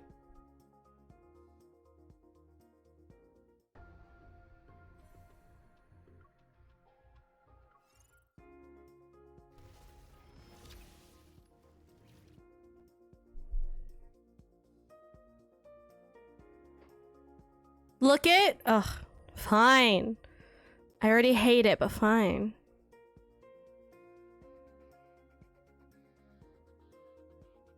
Why? But like, why? It's so... Why? Darcy! Hi! Darcy, how are you? How you be? They're right where we want. It was sent to you? Who sent that to you?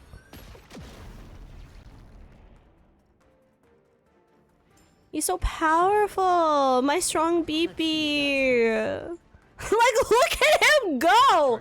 Like, it's so funny. Because I just already have all these cards leveled up. Like, that's so good. We did not. We finished one, like, chapter. So we still have the other chapter. So don't worry. I just let it go on auto and I turned down the volume. So we just let this pass.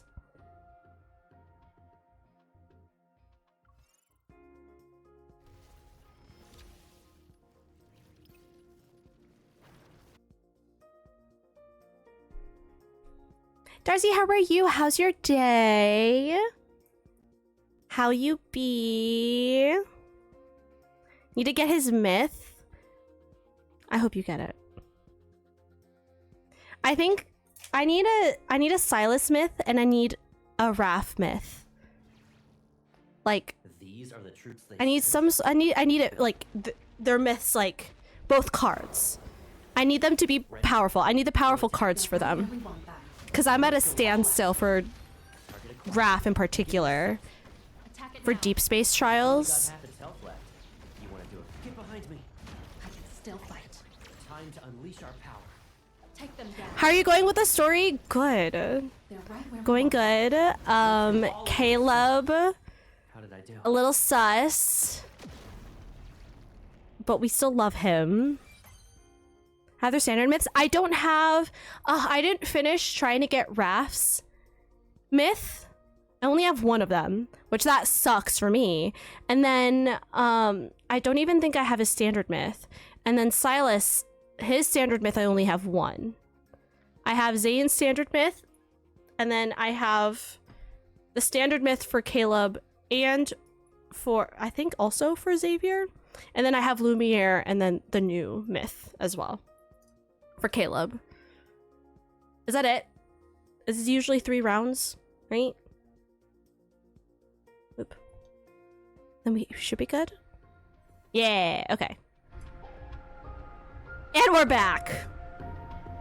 I think there's only 2 chapters. Yeah, there's only 2 chapters. And then we'll be caught up. Well, we might as well just...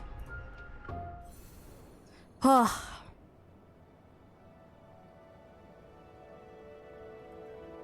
Does it make it better that the first thing I ever DM'd Darcy was that meme? I can't with you. Darcy, I'm so sorry for Umbrata.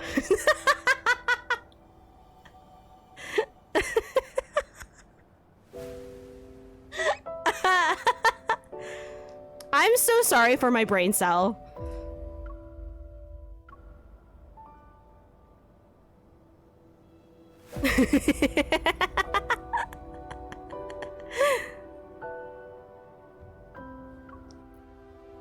Okay, but like, again, I'm convinced we shouldn't have taken those pills. Mission's over. I'm convinced we shouldn't have taken those pills because we were supposed to get the kid. The kid knew that we were gonna meet him at Min. I don't trust him. But hide the blood on your sleeve before heading inside. Since you're a grown-up now, I won't cover for you this time. No, stay where you are, Caleb. Damn, okay, nightmare. I opened my eyes only to be greeted by warm sunlight on my face. It casts a dazzling, hazy halo. I know, right? As my vision slowly clears, all I see is the snow-white ceiling above. It was all just a dream. It does look like your arson redeemed. I sigh, rubbing my pounding temples. I feel drained, my body heavy. Last night, I was supposed to act like I was sleeping, but somehow I got dizzy. I got dizzy and actually slept. Now, to be fair, we were probably getting a fever, so like that could have also been it, but I don't trust that he just gave us pills. Take these when you drink your water, now go bed. Random thoughts race through my mind, and I grab my phone. The screen shows I had missed many calls. All of them are from Zane. The hospital can't reach his guardians, which could be a problem. I'll have everything arranged by tomorrow night at the latest. Then I'll bring Kevy to you at that time. Oh no, Kevy!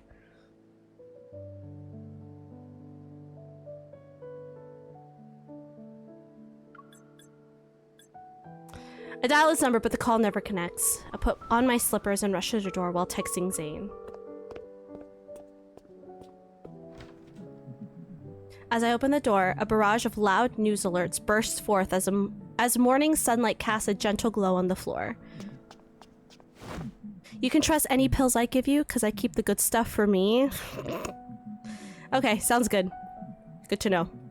Brain cells got me. I change and run into the living room, only to smack right into a solid chest. You're awake. Caleb's emerged from the bathroom. Steam is still coming off his body, and why isn't he shirtless? I need immersion in this game. I hold my phone and step back. Meeting his surprised gaze, I feel my heart pounding in my chest. Why is he out of uniform? When did you get back? Around the crack of dawn. He casually dries his hair with a towel and walks to the dining table. He grabs a piece of toast. Why are you in a rush to leave? Why are you asking it like that? I come to my senses, scrambling for a decent excuse. Oh, something came up. I won't be back in time for lunch. You need a ride? No, I'll be back before the sun sets.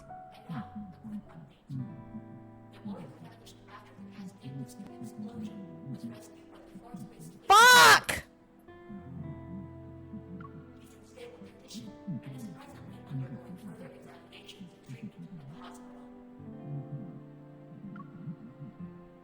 I freeze, staring somewhat incredulously at the screen in the middle of the living room. That missing kid was found? Yep.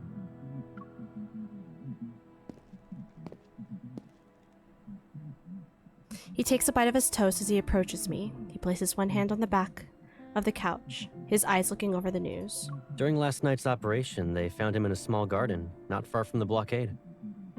Fuck. Oh, and he was holding a fragment of what appeared to be an ether core. Fuck. He's okay, and the fleet's currently holding onto that shard.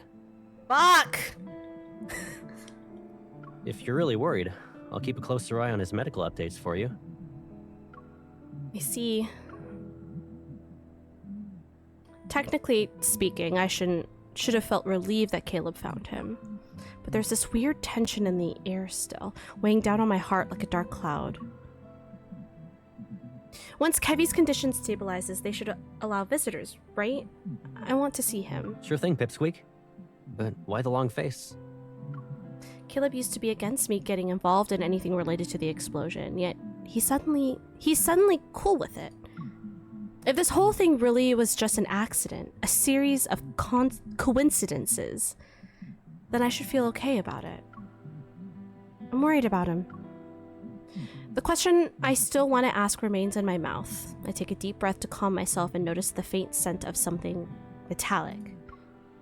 Almost drowned out by the fragrance of his shower gel, it reminds me of blood. I grab his hand.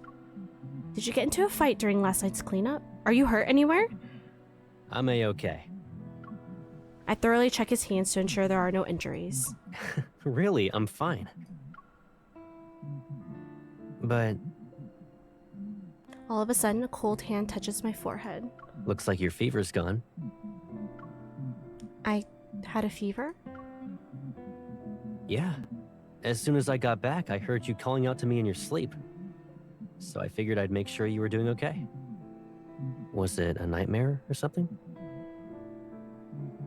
I was just imagining you dying. It's fine. It's nothing. Maybe it's because I've been pushing myself too hard lately, or maybe it was the nightmare from this morning. Either way, I feel anxious. I glance at Caleb, who's grabbing a jacket. He nudges my shoulder to direct me elsewhere. Why don't you wash up first? I didn't get a chance to take you somewhere yesterday. Do you want to go out today? I hesitate, and before I can nod, his phone vibrates. It's me. What happened? What's going on? Oh. The voice on the other end of the call wipes the smile off Caleb's face. His brows furrow. All right. Damn.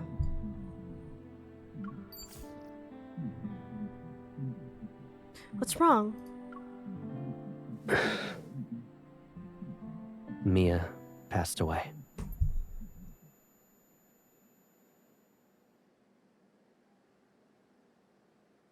Excuse me.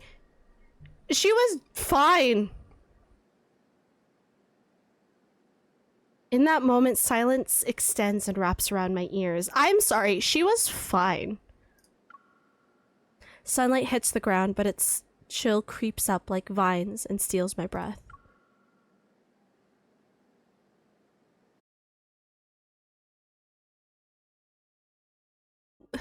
What? But she was fine!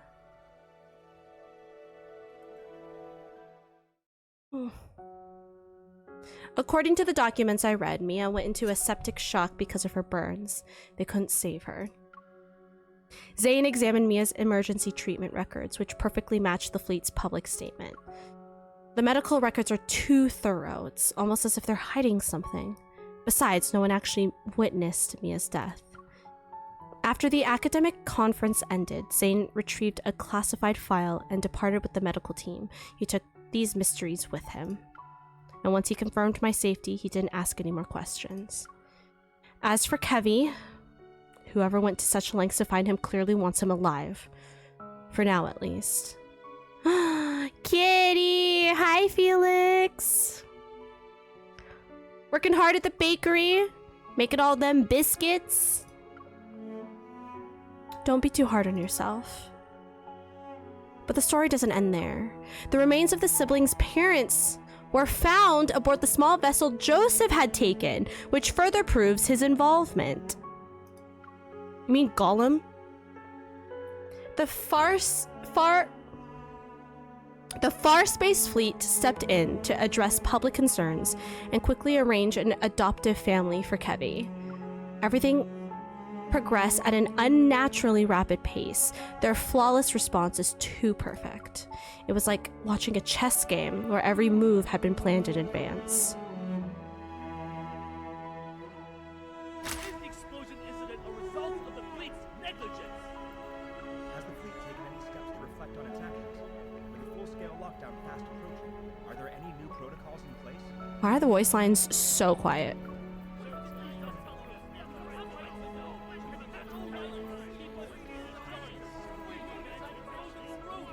Beyond the barricade tape, reporters and photographers with cameras of all sizes gather together, yet it's eerily calm in front of Mia's grave.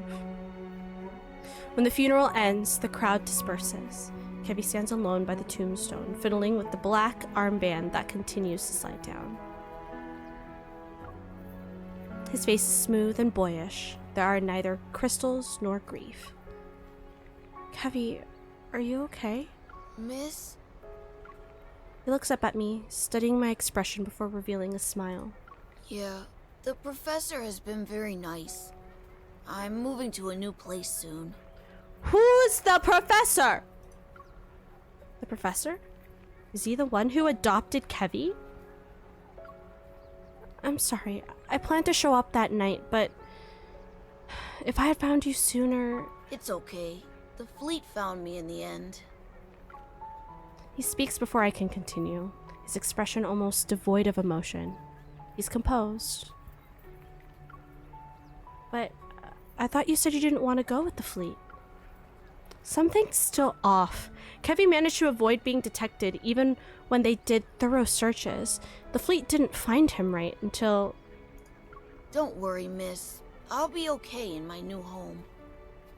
I'll miss my sister. He speaks as if he's stating a fact. And why would a person be sad about something that already became a fact? It's as if I'm the one who's not quite ready to face reality yet. I push down the sadness bubbling inside me and give him Lucia, who's been cleaned. Here's the plushie Mia left behind. It should stay with its owner. Kevy frowns. He glances at the photo on the tombstone, surrounded by flowers and toys, as if trying to figure out who the person is. I don't like toys. But because it's from you, I'll take it. The confusion in his eyes only lasts a moment. Then he looks up again. He has that serene smile on his face.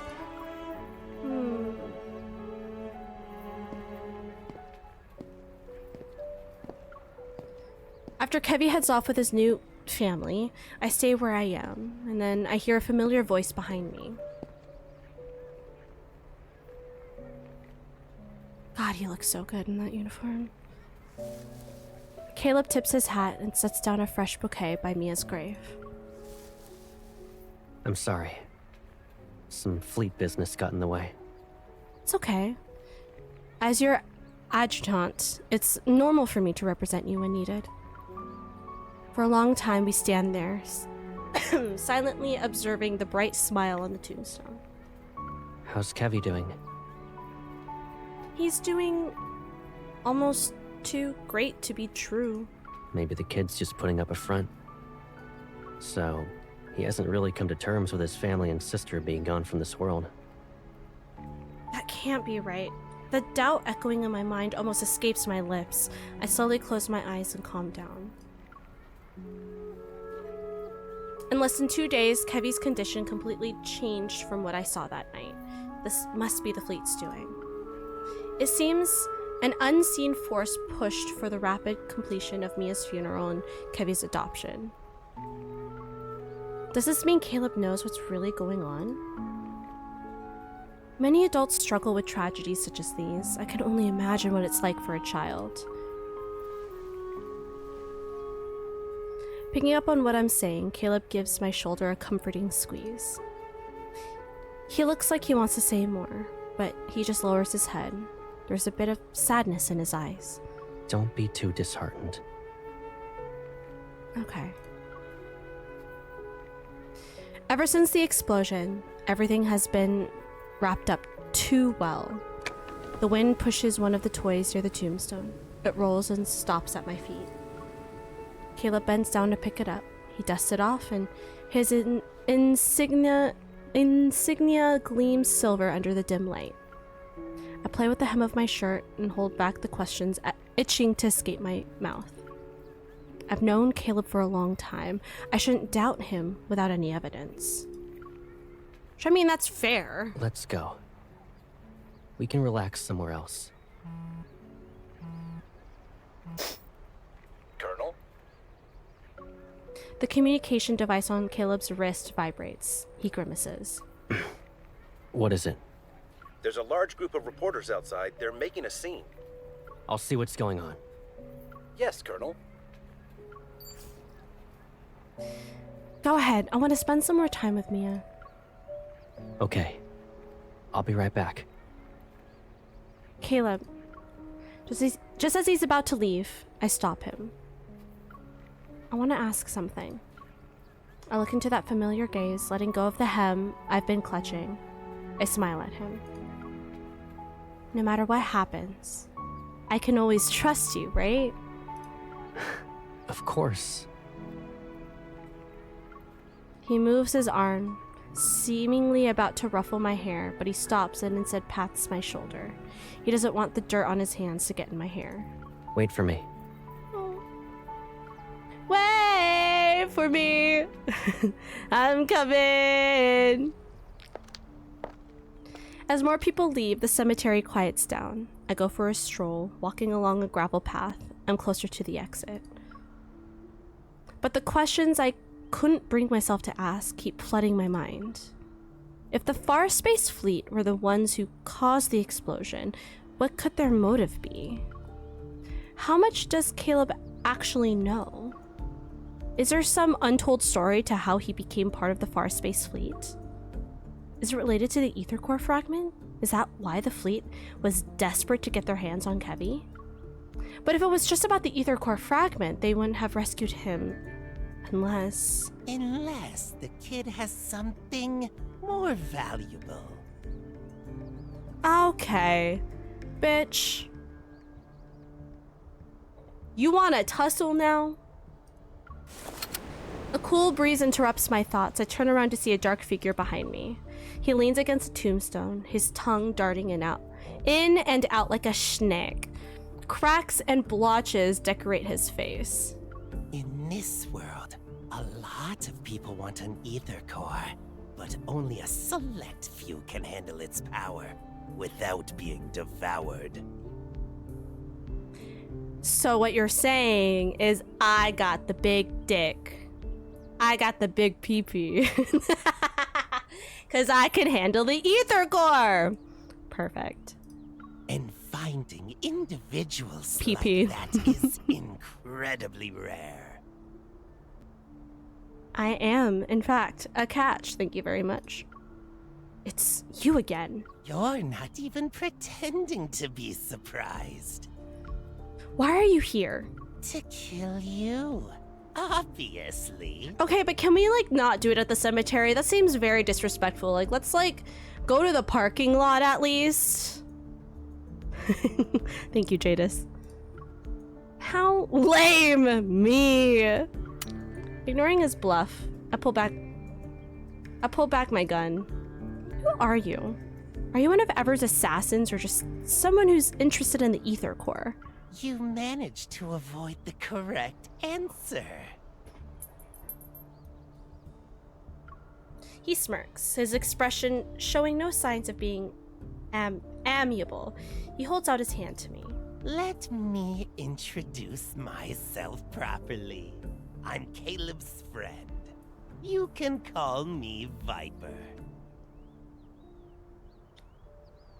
He's a snake, Jadis. He's part snake.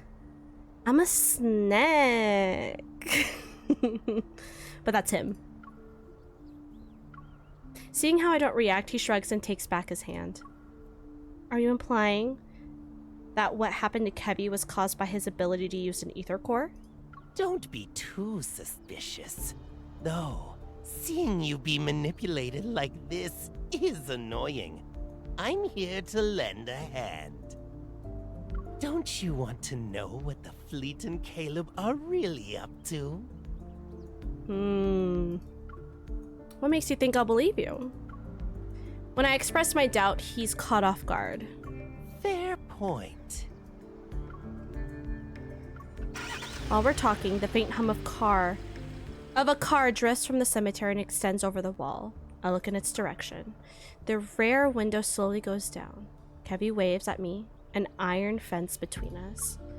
I can't discern who the person next to him is. It's probably his new guardian.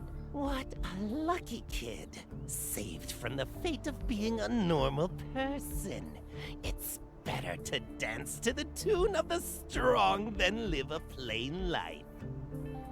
A pawn is still a pawn, but they have a chance to survive to the end of a large chess game. I want to know what this character sounds like in Korean and Japanese.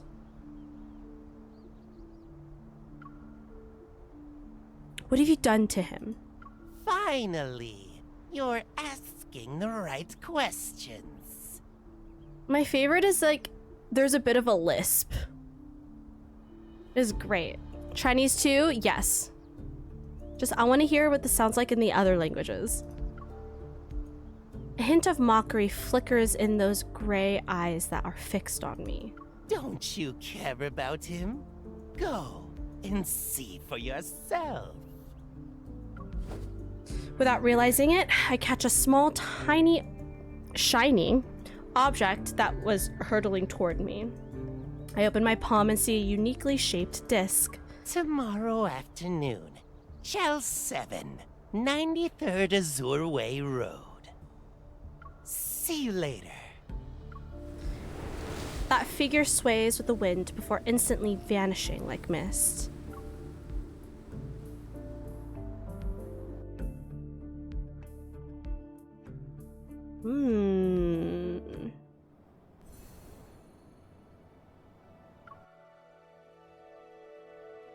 Interesting. Channel 7, 93rd Azure Way Road. A beautiful and secluded villa sits in a white veil. It's impossible to tell whether the building is surrounded by mist or flowing clouds. The signal Jammer Viper gave me allows me to silently scale the back wall and enter the courtyard. So we're breaking and entering. Slay. Breaking and entering into a millionaire's home? Slay. Or I don't know. This is a professor. I'm just gonna assume that he's got money. The trees' shadows cast diagonal lines across the grass and meticulously trimmed shrubs.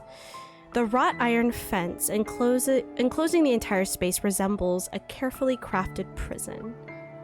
What exactly does Viper want me to see? Walking around a tree's shadow, I notice a familiar figure standing in the center of the garden. Miss, you're visiting me. He smiles, seemingly unperturbed by my sudden appearance. It's nice to see you again, Kevy. I respond with a grin that holds an equal amount of warmth to his smile. Is this your new home? Is everything okay? The professor said I'd finish my coursework here. He thinks I'm talented, but I still have much to learn. As I move closer, I find that Kevy is holding a brightly colored bird in his hands. I found it in the garden. Is it alive or dead, Kevy? Hi, Connie! Hello! How was Phasmo? How you be? Welcome in. And Chansey, hi! Is it Linny? Hello! Hello, and then welcome in. Thank you for the follow. Hi, if you don't already know me, my name is Val. I'm a Filipino queer variety streamer, and we're playing through the rest of the Love and Deepspace main story tonight. I'm gonna catch up, and if we have the time, I will play either Caleb or Xavier's, probably Caleb's new springtime card, because I have both of theirs. But we shall see. Claudia, how is Phasmo? Spoopy? Nice. Good evening. Hello. Welcome in. Connie knew what was happening over here. Let's be so real. Oh, for sure. Oh. I don't doubt it. The fact that Connie changed her shirt just because I was playing Lads on my birthday stream, iconic. She gets it. She understands the assignment. Did you give me a suggestion for what tea to make? Did I even ask for one? You didn't. I don't think you asked, or I didn't see it. I pick number 6. I can't say, unfortunately. Have a great stream. No worries. Thank you for coming in with a raid. I sensed it. Wait, Umbrella, what kind of tea is it, though? Do I get to know? Well, Connie and everyone who's come with the raid, if anyone needs to raid and dash or do any de-stream things, please do. Please take care of you, because you are important. I will be here. Gooning. And going through this story. I'm very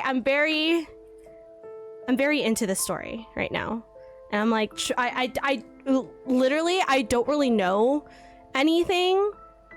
Like, I already knew that Caleb was, like, involved in some way. But I don't know, like, details, which is great. Gooning! On it, I'll tell you. Just know it's a row of 6. Perfect.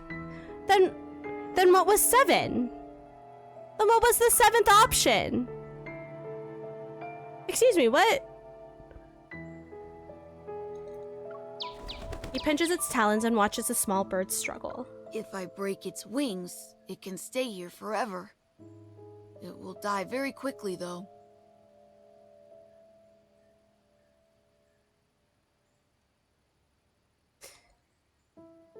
Hey, Kevy. Have you ever thought about talking to a psychiatrist? 'Cause, that is early signs of antisocial personality disorder.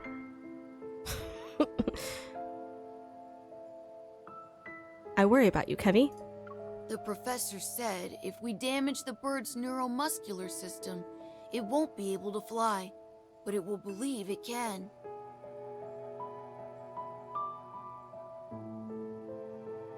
Slowly, it'll get used to its life on the ground. The bird will then forget that it's supposed to fly.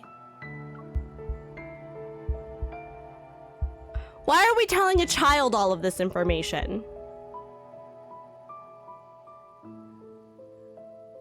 Kevy, a bone-chilling voice tinged with childlike innocence sends a shiver down my spine. Kevy, who is the professor? What's he like? I can't tell you. You're not my family. What? Family, huh? Do you remember Mia? After the fleet found you, did something happen? Can you tell me? My sister? She's dead. Oh, well, yes. The professor said it's wrong to be sad. I shouldn't be sad. I'll have a lot of brothers and sisters, and I'll be strong. Either Professor's getting real busy with Mrs. Professor, which, dear God, hope she's okay, or he's still in children. I don't know how I feel about either of those options. I've always believed when you lose a loved one, you're supposed to be sad. Well, yes. That's like a perfectly normal response. You don't you don't have to be. Everyone processes grief differently. But it's perfectly normal to be sad. But miss, I don't feel that way at all. Should I be sad? Yes, maybe. I'm worried about you, Kevy. Kevy's fingers inadvertently relax and the bird uses this opportunity to flap its wings and soar into the sky. He lowers his head, tears falling into his hand. A confused expression appears on his face again. I touch his shoulder, ready to speak comforting words, but a faint mechanical noise catches my attention. System error. Attempting a second reboot. The primary personality is attacking the control program. Oh.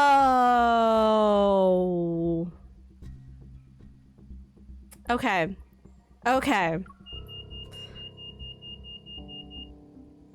Somebody's microwave going off? My gaze flickers to a thin metal bracelet on Kevy's wrist. It emits a faint blue light. No. It shouldn't be like this. Kevy, are you okay? Can you hear me? But no matter how many times I call his name, Kevy doesn't respond. He stands still. I shouldn't be... I shouldn't forget. His sentences are fragmented. It's as if some program is taking over his mind. The chip. Rereading. Inputting memory. Inputting memory? In the blink of an eye, his gaze focuses on me again.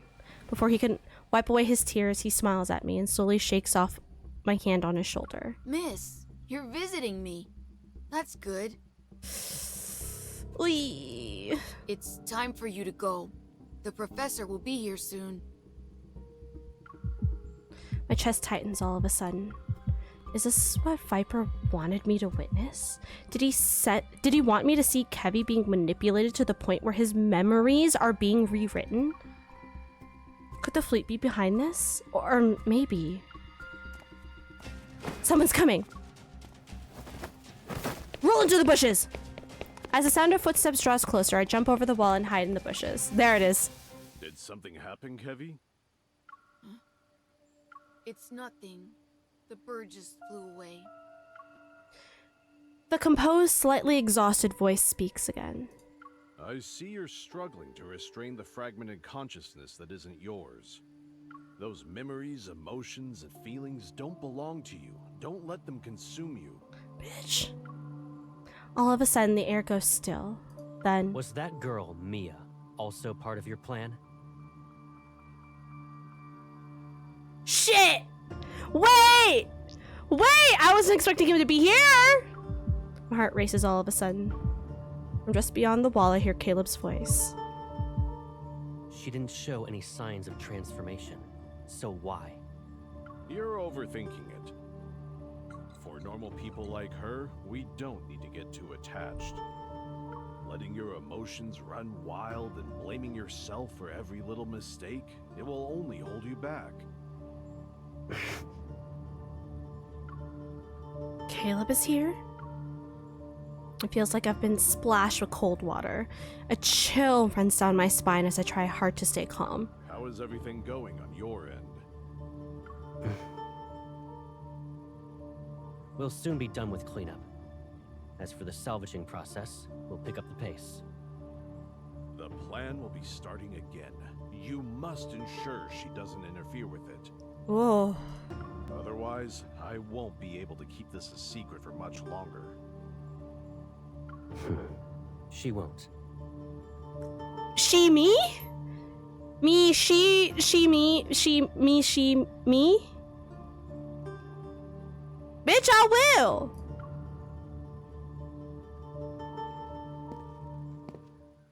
I'll come out fighting.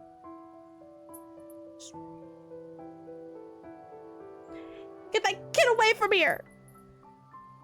Stepping outside the gate to the garden, Caleb senses something.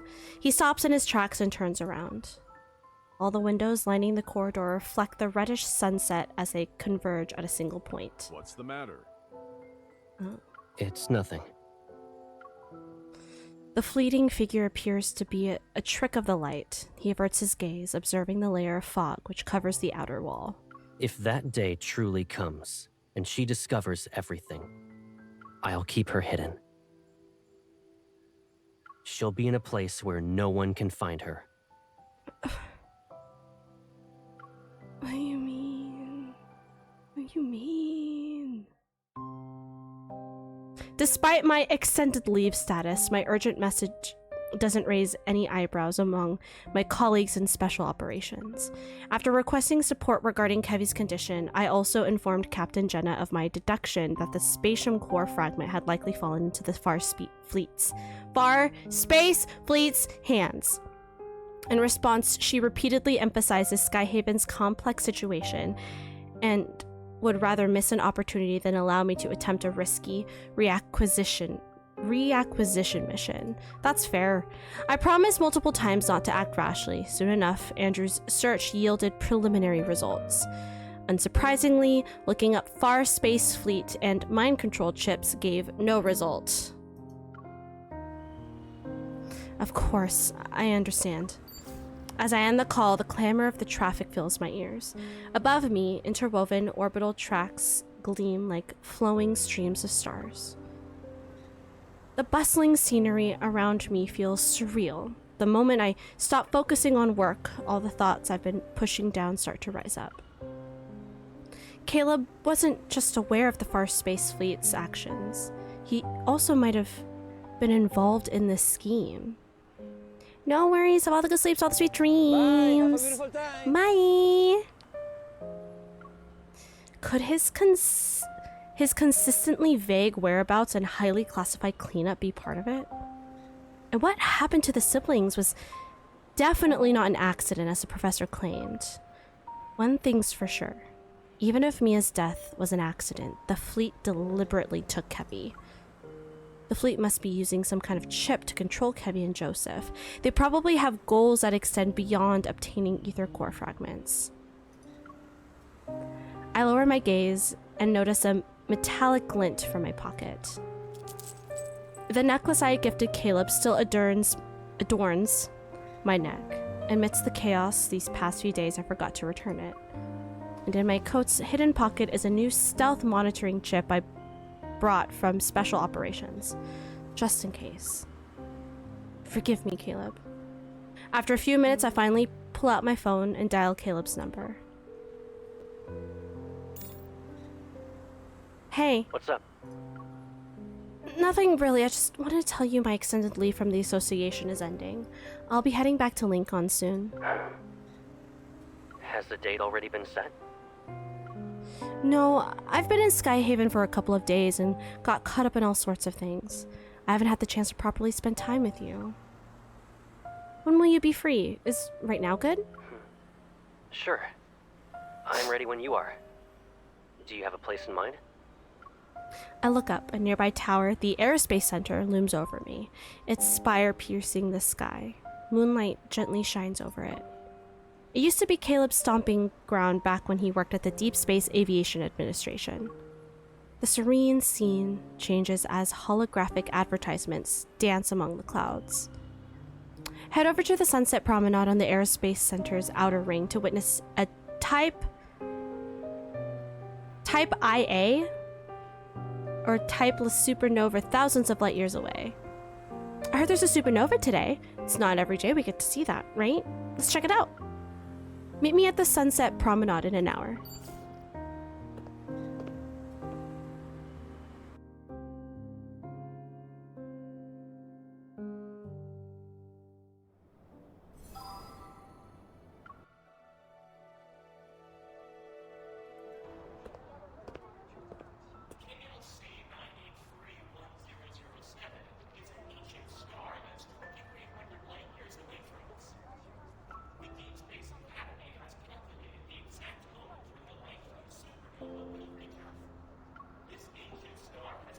Stepping off the shuttle's platform, I see the scenery of the main island unfold before me. As night descends, the ring-shaped net encircling the tower glows like a planetary ring. Amidst the flowing lights of neon signs and holograms, people eagerly discuss the upcoming supernova they'll witness. What will happen to the big star, Mom? Maybe they'll... I'm not sure. I'm sorry, honey. A memory that lay dormant for so long awakens and envelops my thoughts. Caleb, you have another project? My science teacher wants us to build models. Everyone's either doing the solar system or a black hole. It's boring. Do you remember the supergiant Gran showed us? The one that's 2,300 light years away? Its supernova will be the one our generation has the best chance of witnessing firsthand. I want to see it.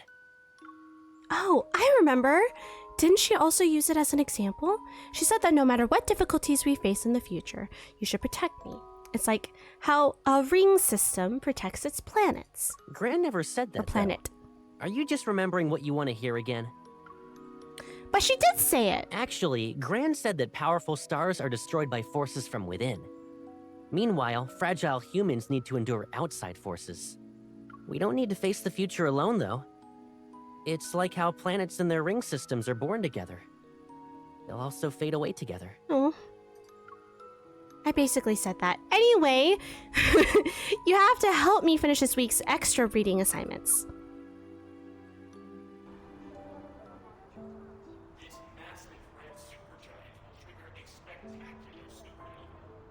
Supernova!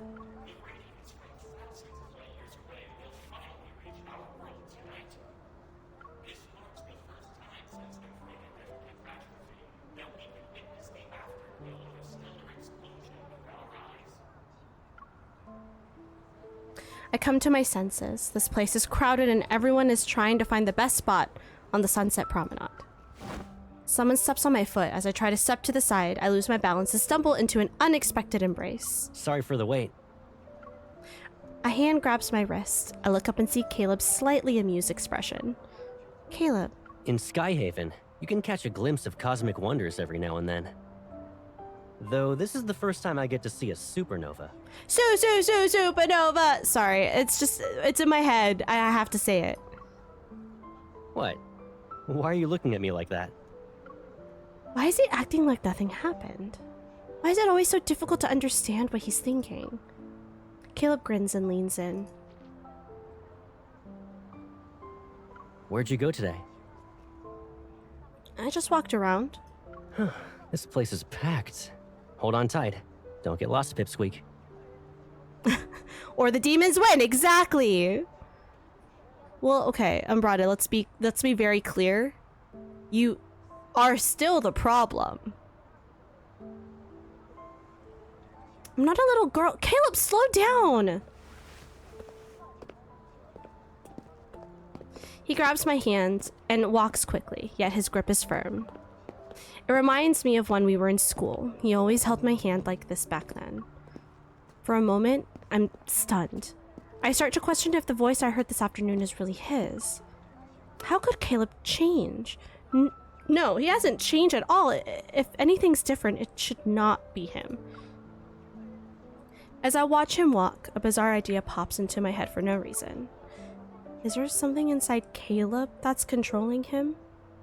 Is it changing him?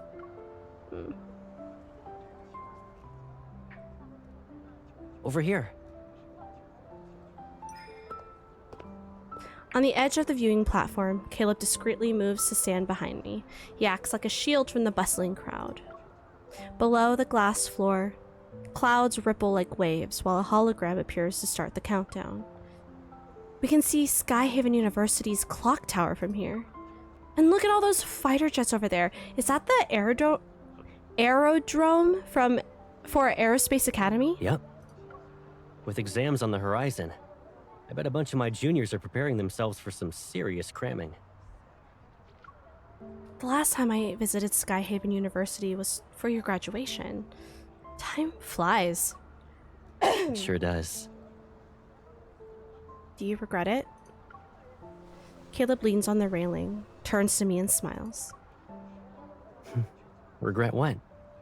Being admitted into Aerospace Academy and becoming those 1 in 10,000 deep space fighter pilots. I hesitate, unable to find the right words. You're on an entirely different path now. It wasn't one you chose in the beginning. Stuff changes all the time. It's fine. What about you? When you were a kid, you nagged me about using my evol to hold you up high. You even insisted I launch you into space. Do you still dream about exploring the universe? That's just nonsense kids say. Caleb raises his head. There's a fleeting sadness on his face. I almost wonder if I had imagined it. Back at the shelter, I remember you said your home was beyond the stars. But we couldn't even get past the walls and barbed wire. Oh, damn. Yeah, the teachers always said the outside world is dangerous. We were too little to go out. Though when you're cooped up in one place for so long, the outside world can be more appealing than ever. Yet, all we could do was hang out on the rooftop and count the fighter jets flying past us. I once asked you about why they would crash and if the old railroad by the shelter led to the sea. The fighter jets crashed because they got attacked by wanderers. As for that railroad, at the end of it is a patch of weeds.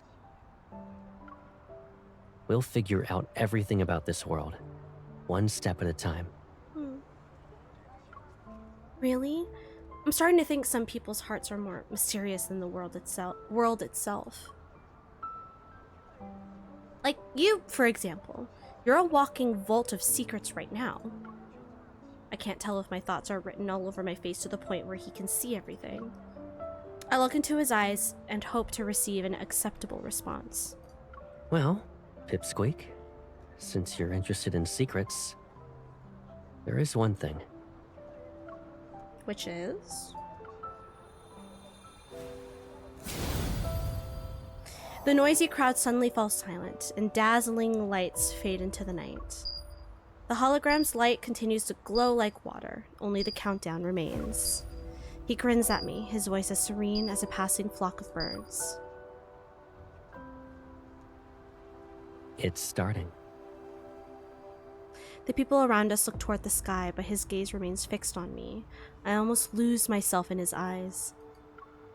After a moment, I find my voice and flash him a smile. Oh, right. Close your eyes. I have a surprise for you.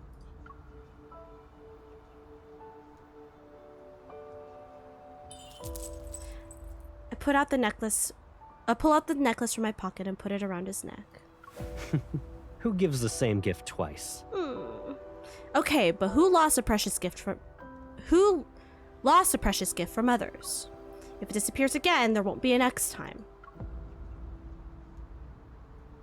All right. I promise I won't lose it again. Suddenly, a distant ringing fills the sky. An arc. Okay. I'm just gonna let it roll. I clutch. Oh! Look at them! This got so loud.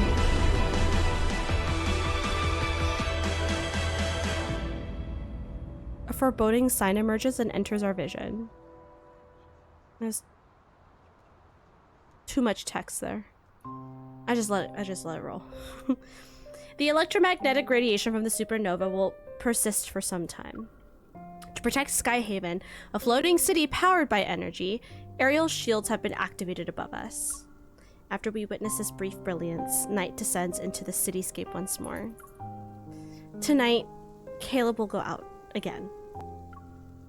According to him, Skyhaven's lockdown will be over soon along with the cleanup. I say goodnight to him in advance. Then I enter my bedroom, draw the curtains, and force myself to close my eyes as I rest in the bed.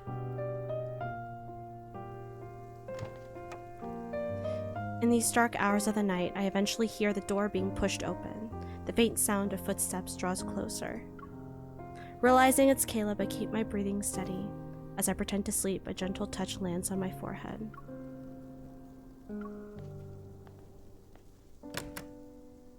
He's gone. Why did Caleb... My mind is in turmoil. Press my hand against my chest, trying to stop my heart from pounding too quickly, and slowly get up. I look out the window and see the night scenery. Then, taking a deep breath, I activate the tracking feature on my hunter's watch. Target is being tracked.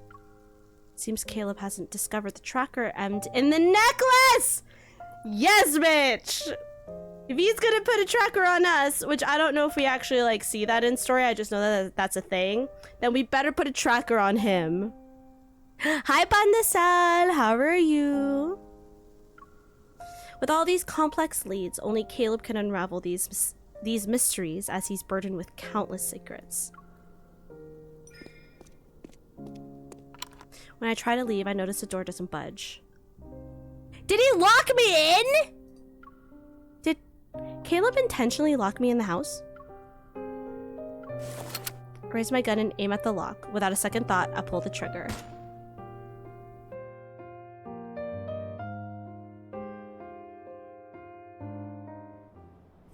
Sir? What do you mean? Oh, of course. Oh, I'm sorry to hear that you weren't having a great day so far. Hold on.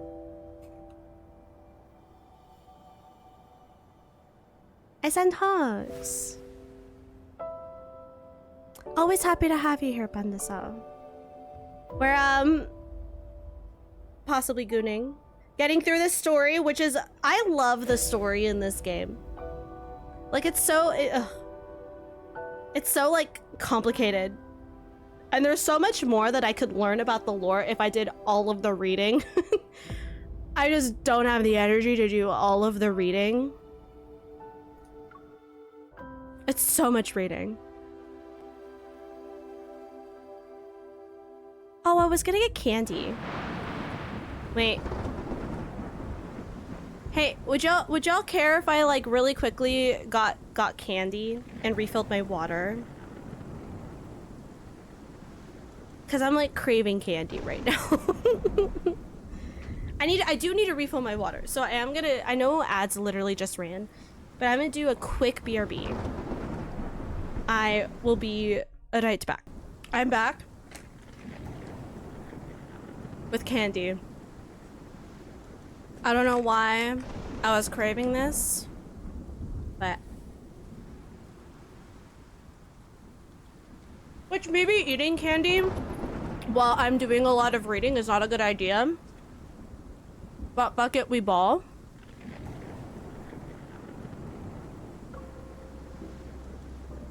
Flares illuminate the night sky. They're bright enough to make it seem like daytime. Meanwhile, destroyed streets lights sway in the wind. 2 to 3 story steel structures cast looming shadows on the cracked pavement. A palette of dark, cold hues surround them. Amidst this desolation, the only source of vibrant color is the orange barricade tape. How can there be a place like this in Skyhaven?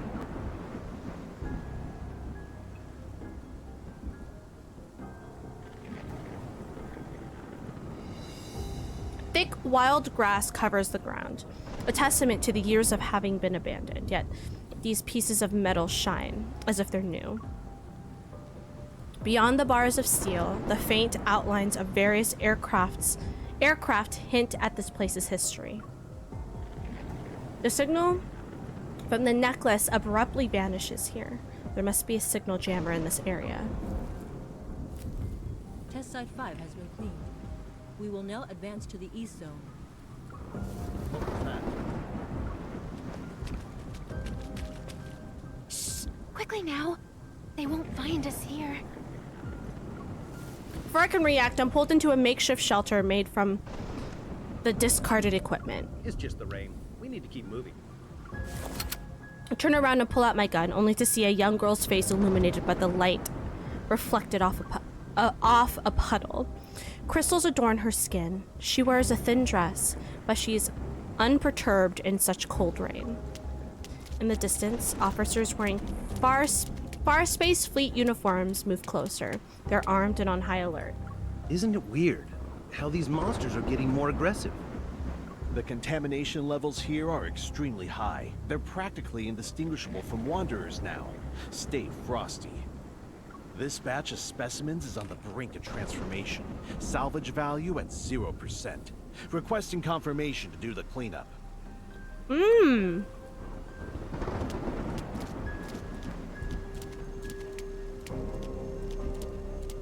Specimens?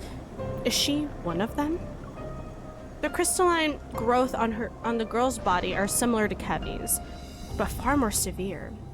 She is almost completely transformed into one of the monsters from the N109 zone. Hey, can you check if I'm still alive? Is my heart still beating? Oh, girl! Urging me, the girl grabs my hand and presses it to her chest.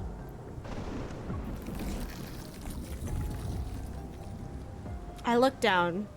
A fist-sized cavity covered in crystals is in her chest.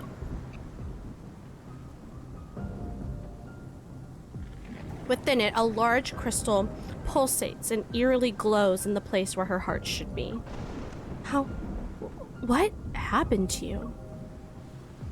Her skin, drained of all its color as she stands in the rain, betrays the weight of her memories as she cowers. As I was dying, someone whisked me away from the ward and took off the white cloth on my face.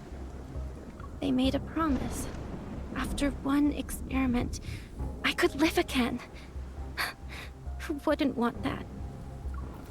As she speaks, the crystals creep further up her neck, as she appears oblivious to them. It's a shame. If I passed the test, I could have been the professor's daughter.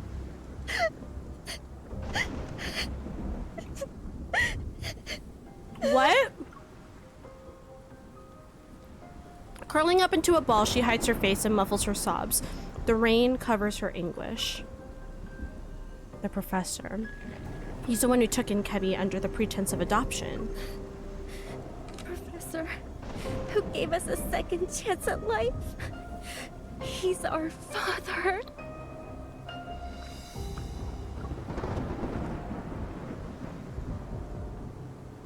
Now I know for sure he was the one walking next to Caleb at that villa.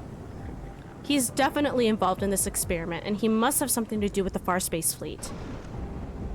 The lockdown and cleanup are just a cover. The fleet's true targets are these. Power. It's warm. And you smell really nice.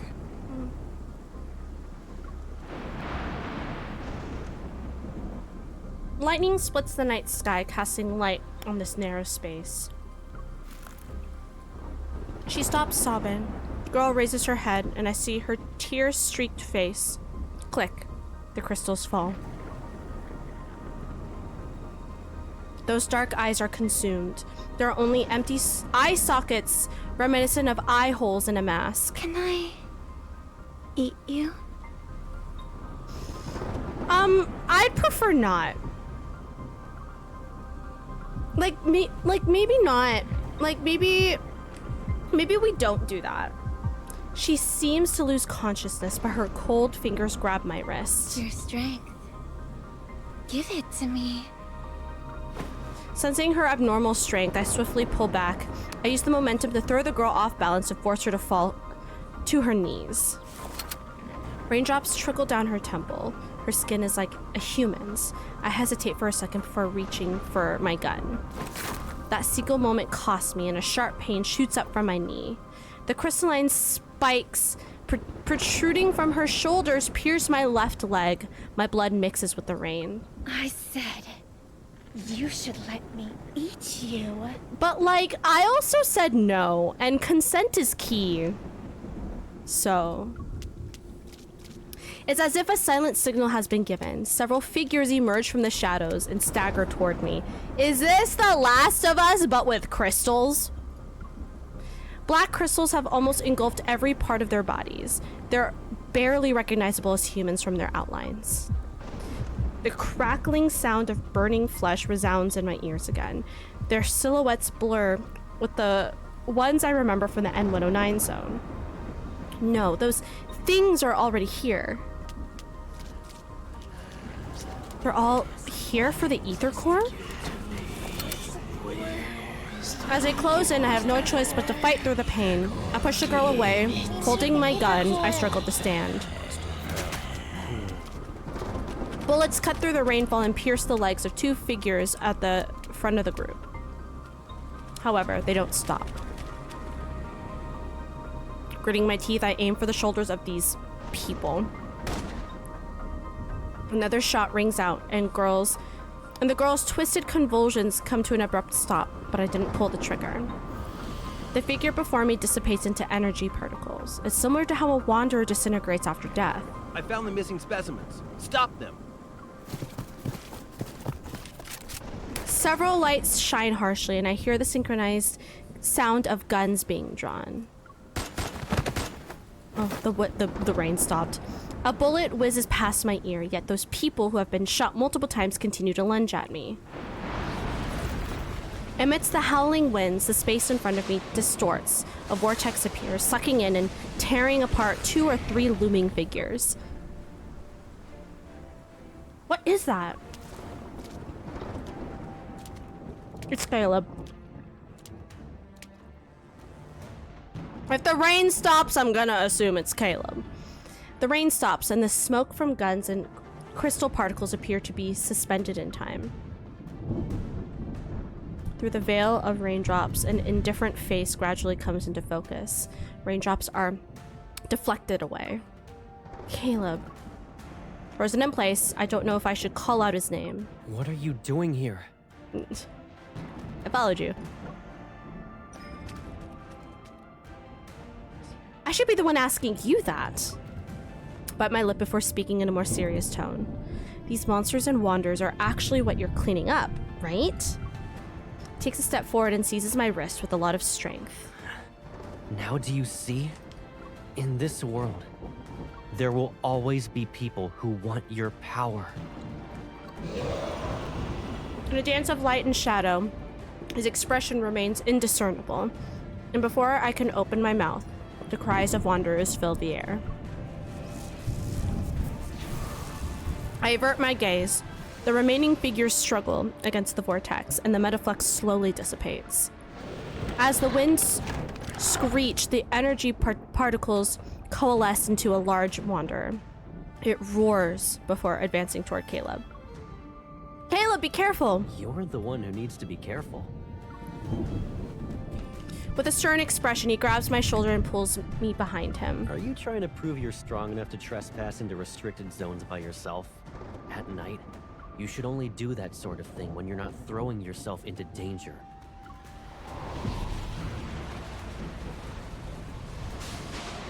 Are we about to fight?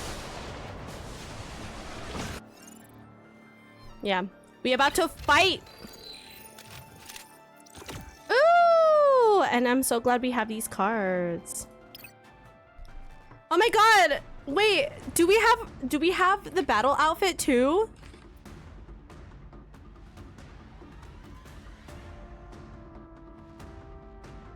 Hold on.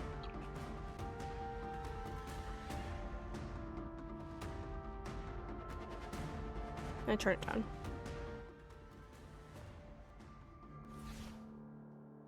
Oh my god, we have our battle outfit! Wait, that's so cute. My turn. They will keep trying to pull you in. Be careful. Watch out for the rock spikes. They're locked onto you. Smart. Now I can relax a little. I won't let you get hurt again. A routine attack. You won't escape. Something's changed. Caleb! No worries. Keep attacking. Yeah, so it seems like the It's only professor is got half taking its health kids. left. You Or wanna just do a experimenting competition? on people in general. Watch out for the rock spikes. They're locked onto you. Smart. Now I can relax a little. Wait for my signal. Fire! Now's our chance to strike. It can't hold on for much longer. Once we take out the gravitational core, it won't stand a chance. You won't escape. Looks like we're perfectly in sync. What is happening? Another one? Step back. Keep yourself safe. Bro, what the fuck? Now we should stick together. Smart. Target has entered the containment zone. Pursuing target. Positions locked. Whoa. Fire. Wait, that was kind of hot. I won't let you get hurt again. You can't break our... If We you were get just hurt eating again, candy like, I'll have to keep yes. you behind me. My place is next to you, not behind you. You should think before charging in. I know. Girl, dodge! You're going to die. Caleb! No, now we should stick together. Smart. Now I can relax a little.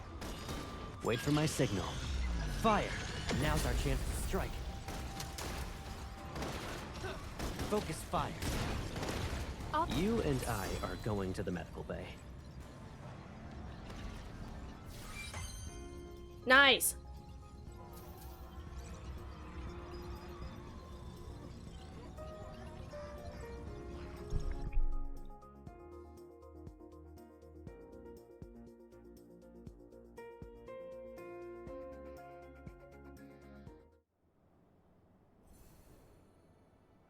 Dark side.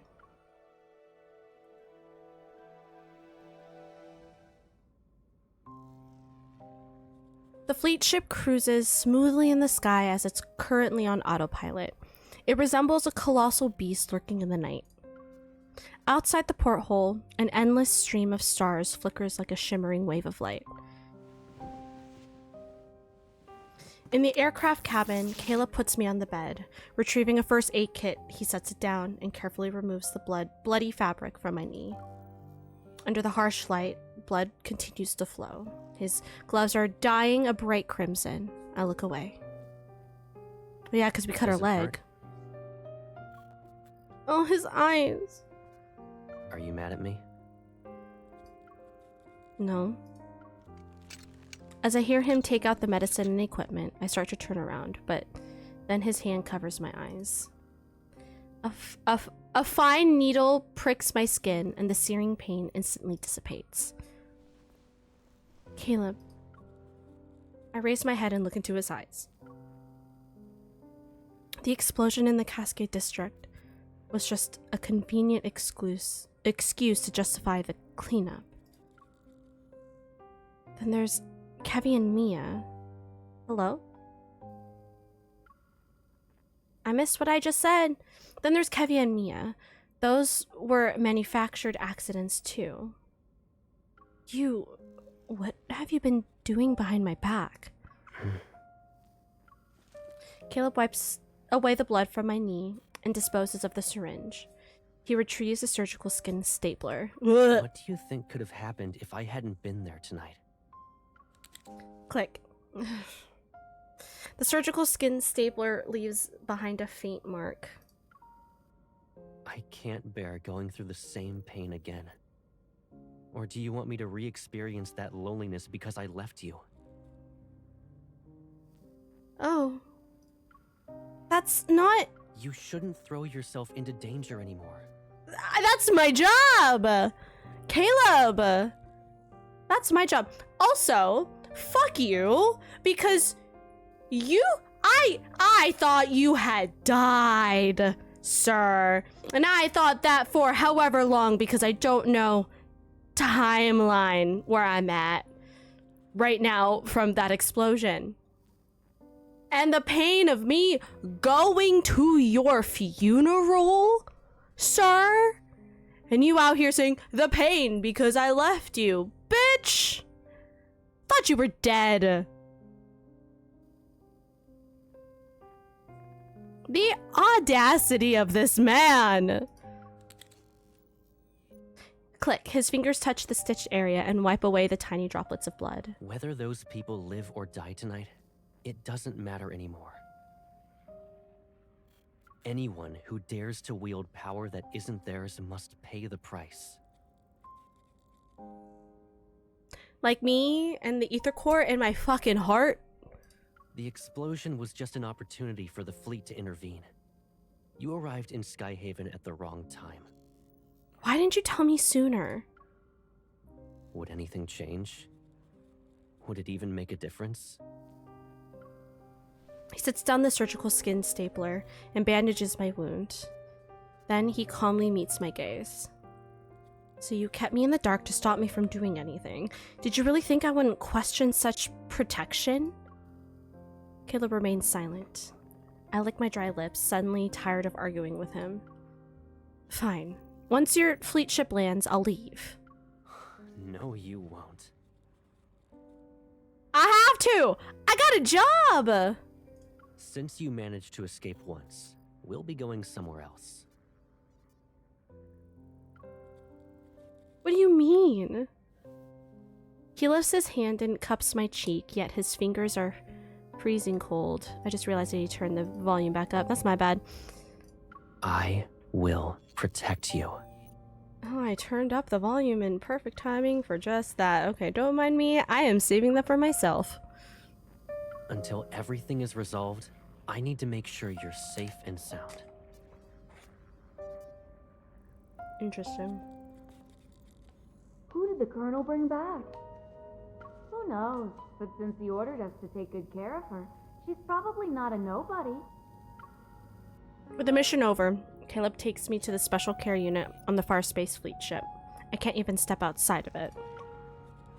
The walls, white as snow, are adorned with all sorts of medical devices, their multicolored indicator lights dancing incessantly.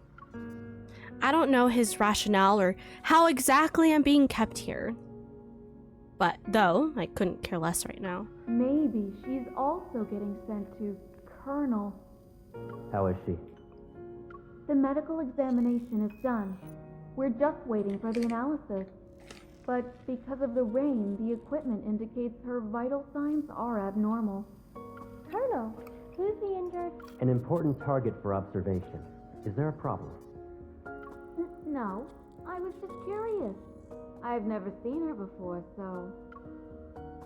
These nosy ass bitches. These nosy ass nurses, they gotta be Filipino. I can clock one of mine. We do be nosy.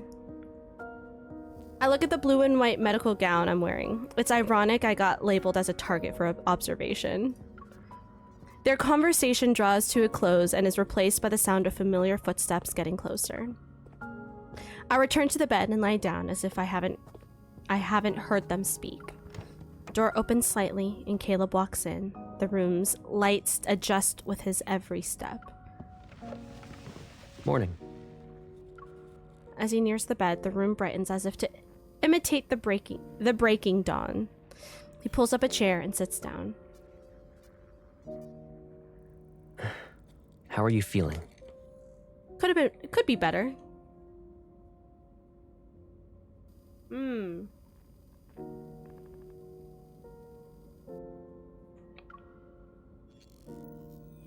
I'm okay. The colonel ordered people to take care of me. Who would dare to neglect me? While the crystalline shards have been removed from your wound, it can still be infected.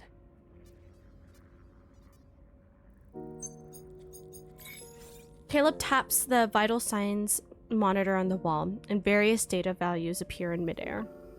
My heart rate, my breathing rate, everything but my current mental state is right in front of me. Caleb, I need to leave. You'll be out of here soon enough. He meets my gaze, his words seemingly admonishing me. When? Depends on when your vital signs return to normal.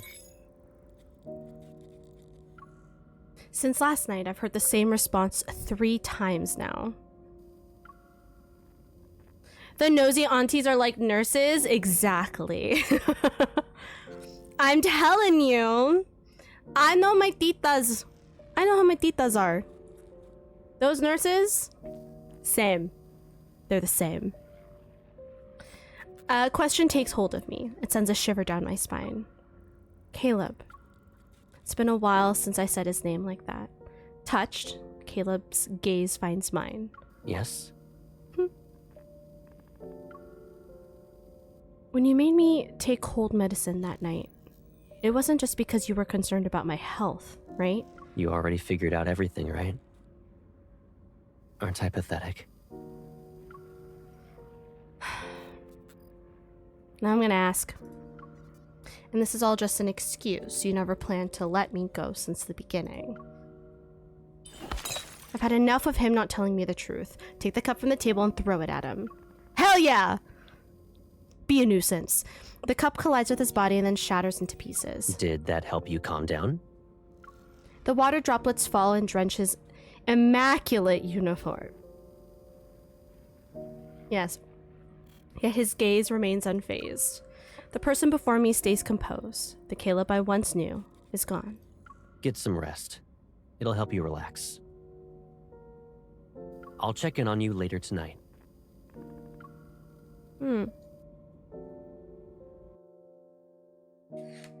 Hello? Where's my comforting Caleb? I need my comfort.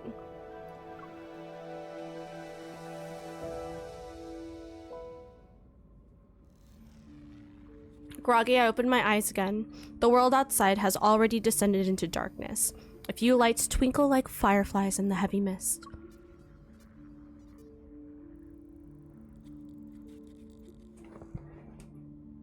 I sit up and scan my surroundings, belatedly realizing I'm not at home.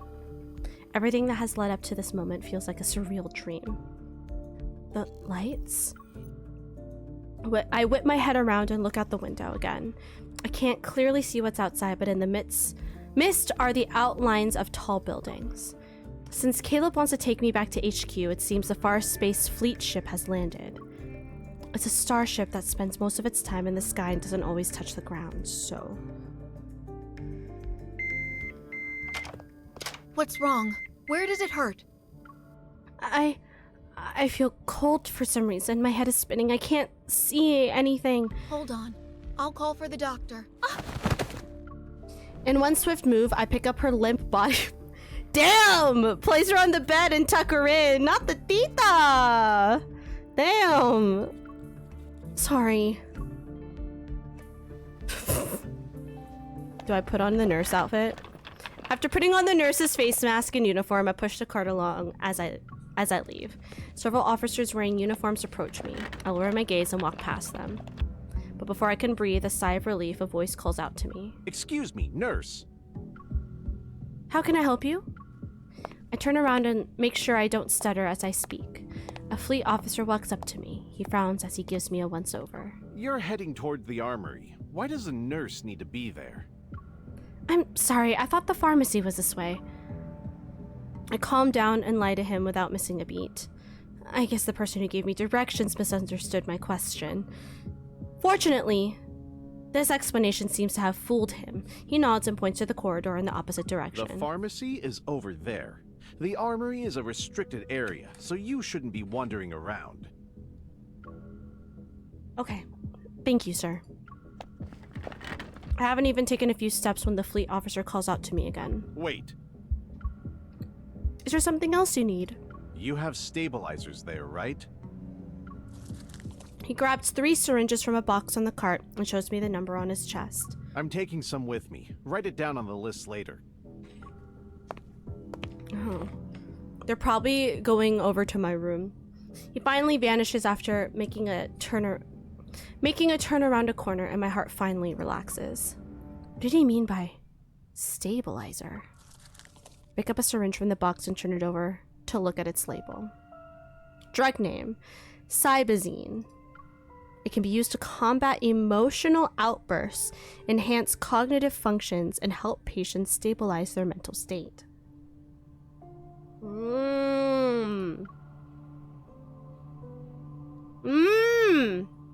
Only those with Turing chips may use this. This drug should not be used daily.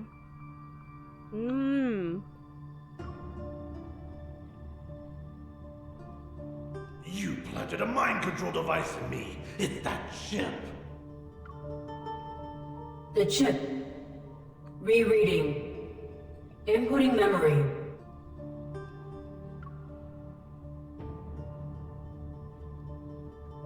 That chip must be the Turing chip. That fleet officer must also have one. An absurd thought pops into my head. If chip implantation is common in the fleet, then Caleb might have gotten it too. In that case, maybe everything he's done so far wasn't of his volition. Could the changes in his behavior also be related to the Turing chip? For a moment, I can't tell if I'm onto something or trying to excuse his actions. A few meters away, a large door suddenly opens. I hear a very familiar voice speak. Journal. My heart skips a beat. I retreat and try to hide in a corner of the corridor. For I can see who's with Caleb, however, he turns. His back blocks my view. I heard you'll lead the fleet on a patrol through the depths of the Deepspace tunnel in 3 days. The Fountain of Atay is about to enter its next phase. A banquet will be held in your honor before you leave. I can't attend the celebratory banquet anyway. I have some personal matters to deal with. The higher-ups gave the order. You shouldn't ignore them. Caleb doesn't speak for a moment before he responds in a lower voice.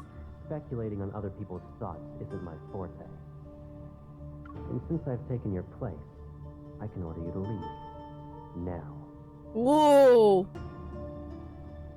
Hot. Caleb reaches out and presses the sensor on the wall. The door rises. The man grunts as he leaves. Seems... Come here. Oh.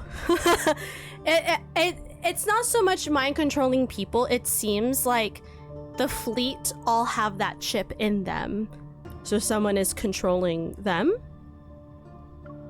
In the empty corridor, Caleb suddenly turns around and looks at where I'm hiding.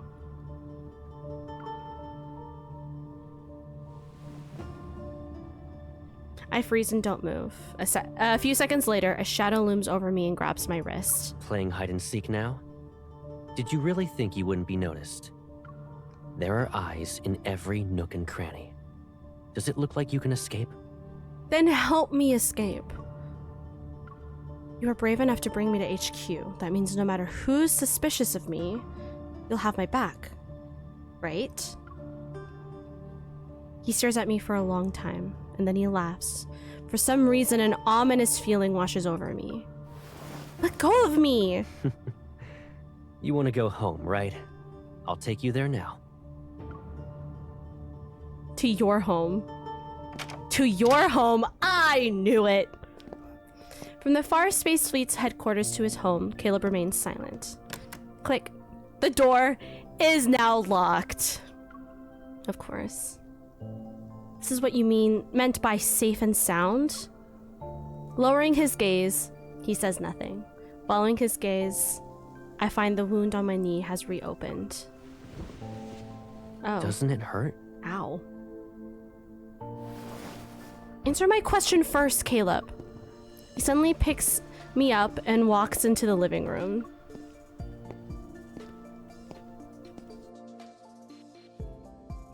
Oh, wait, I think I know what's gonna happen now. Wait. Hold on. Is it what I think it is?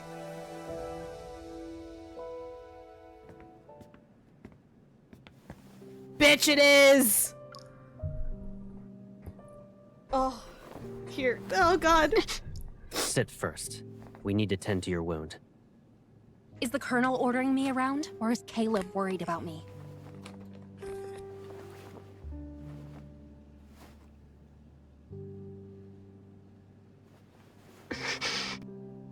Do you remember that injured cat you brought back home? Back when we were kids? We kept it in the backyard. But that cat always kept trying to run away before it fully recovered. Am I the cat now? I don't want to listen to this. Do you want to know what I did in response? He's holding our legs still with his evil! I got a collar with a bell. I put it on the cat. That way, it couldn't escape without being noisy. So you're gonna put a collar on me? If I had that kind of bell right now, I should make you wear it, right?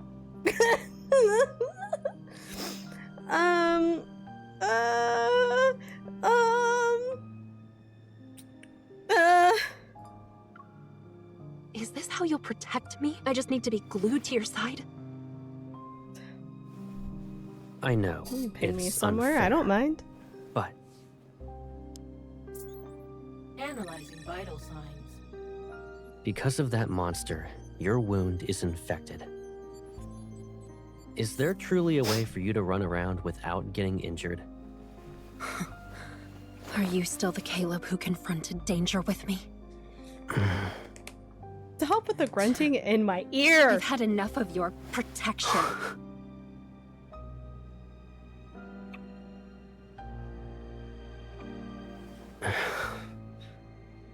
Are you okay? Are you good? If being with me only brings you pain, then just put up with this for 3 more days. What are you going to do? Tie up loose ends. And then, all of this will be over. I just need 3 days. 3 days later. Our reporters out in the field confirm the lockdown will be lifted after being in effect. The Far Space Fleet assures everyone that the explosion in the Cascade District will not happen. After all this is over, the fleet will return to the Deepspace tunnel. You'll be safe, for now. In other words, you'll just disappear again and not even say anything? I'll be gone. Aren't you happy that you won't have to see me then? No! I'm about to leave. It'd be nice if we had a meal together. So, I have to listen to the Colonel even when it comes to eating and drinking now? Okay, honestly, her being angry makes so much sense. You can be mad, but don't let it affect your health. Stop with the not mad. apple. Growing up, we knew each other so well. Better than most, even. Please, go. I could see through your lies when you'd blink. Bite your lip, and I could tell you were upset. In that case, tell me, what am I thinking about right now? I wonder, how did you turn into someone I hardly recognize? Oh, I know. You're thinking some chip got put into my brain, right? And now I'm no longer who I used to be? Yes. What if I told you I was always like this? Your life has threats around every corner. The people who are after your power, who want to hurt you, they should all just disappear. I did, in fact, ask to be pinned. You're only so. safe when you're by my side. I'd rather face danger head-on than safely live like this. I don't need you. You don't need me? Is that what you think? What do you need? You can tell me. We can return to Lincoln if that's what you want.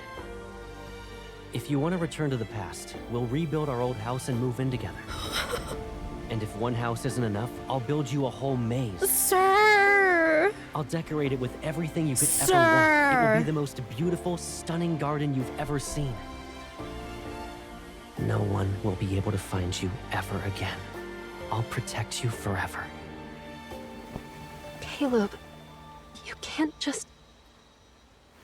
You're very important to me, and no one could ever replace you.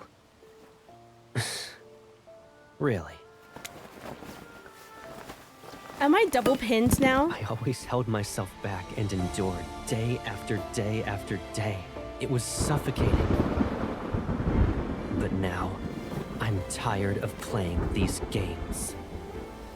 What is happening?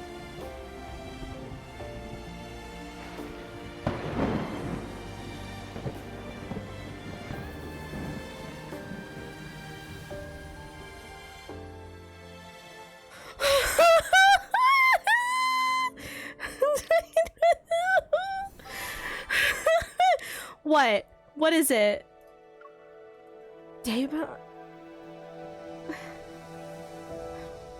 Can I take a breather from that? What the fuck?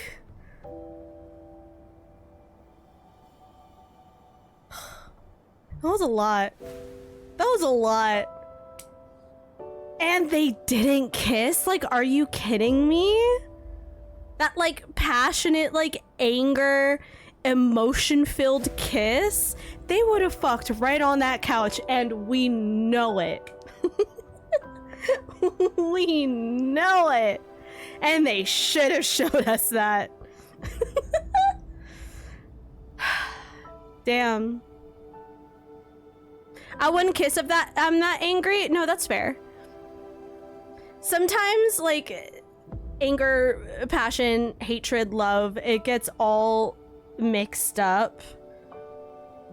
TOS violation? Damn. You know what? You know what's great though?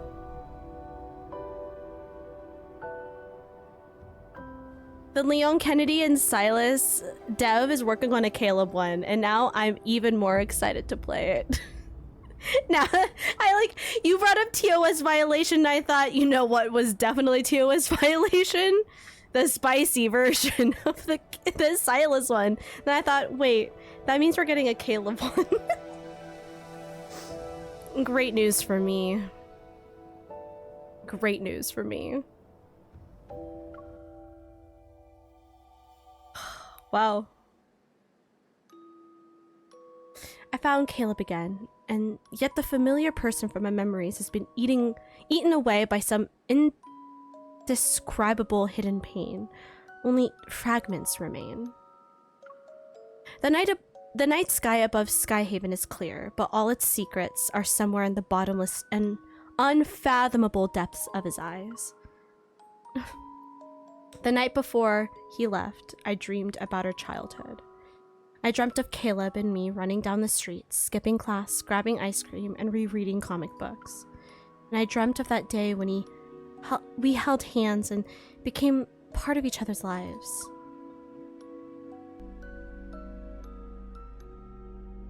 Remember this. From now on, I'll always be by your side. It's okay. I'll always be there for you, and I won't hurt you. You lied. Why are you crying here by yourself?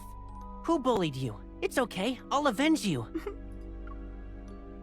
Hold my hand. You won't have to worry about losing your way when I'm here. Stop!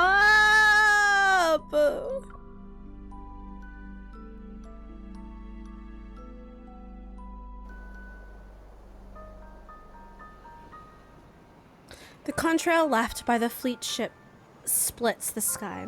It's like a line between dreams and reality. Rays of light pierce the clouds and bring the world back to a new sunny day. On the runway, fleet ships are ready and waiting for their colonel to give the signal. It feels like whenever we say goodbye, I'm always sending you off. I guess it won't be a painful experience this time. It's always gonna be painful, you bitch!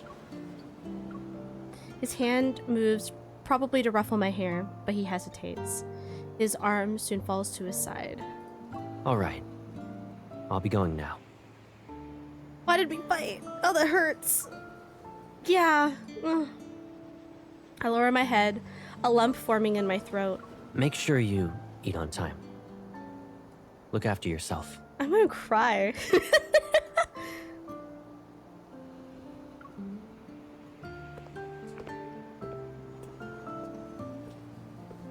Caleb turns around, his back disappearing as it gets farther and farther away.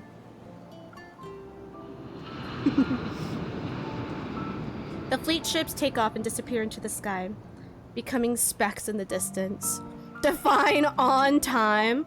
Sometimes once a day is best I can do, but I cover at least 3 food groups. I think Caleb would freak out and then want to cook you dinner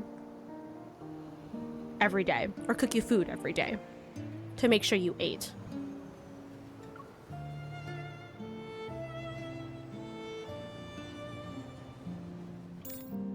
I was so bored without you. I almost became a shriveled up peach. By the way, Jenna mentioned you were at Sky Haven for a wedding, but what kind of wedding lasts that long? Oh, you know, my old friend is... My boss is calling. Let's catch up later. I end the call and put my phone back into my pocket.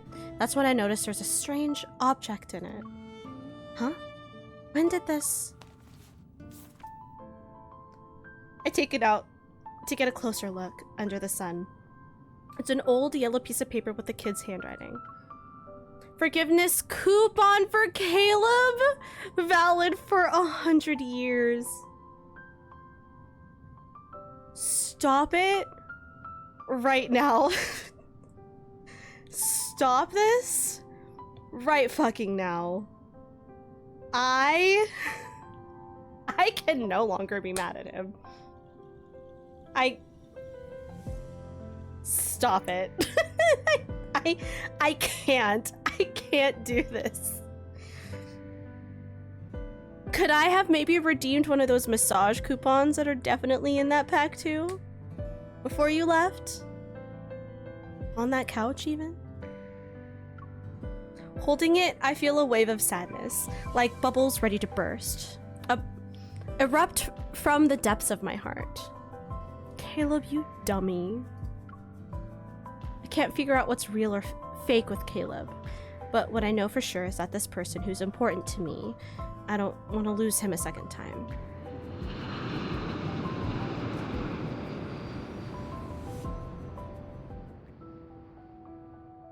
The Far Space Fleet has the Spatium Core.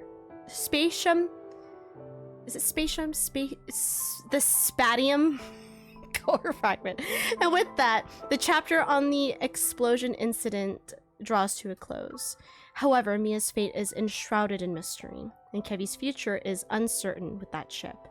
This isn't an ending, but the beginning of another story. An invisible web has been cast with the ether core acting as a lead ball. As a result, it has created a gravitational field that's as strong as a black hole. Ever, the far space fleet, myself, who knows how many more pieces are being pulled in. Either way, they're slowly or quickly rolling into a void. The Turing chip, the fountain of Ate. Those patients turn into monsters via experiments. Everything seems to lead back to one source, the professor who's lurking in the shadows.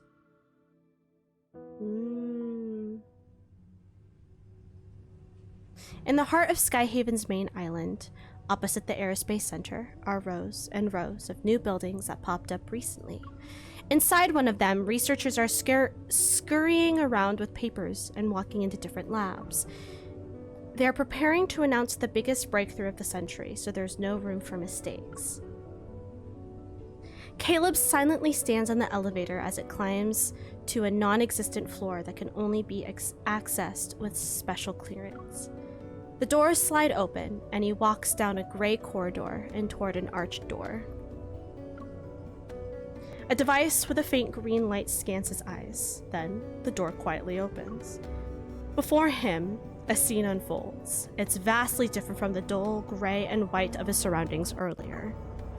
A seemingly endless expanse of lush, green trees stretches out under a glass dome and shiny silver roof.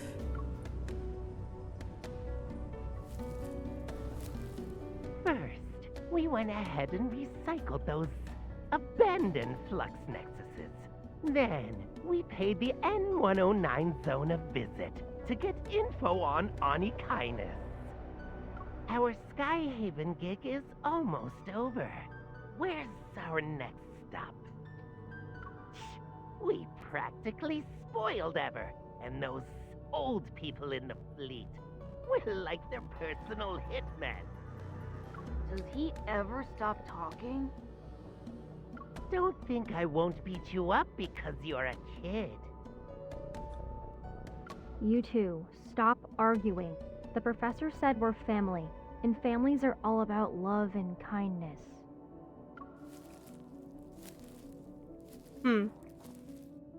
Viper leans against a massive tree.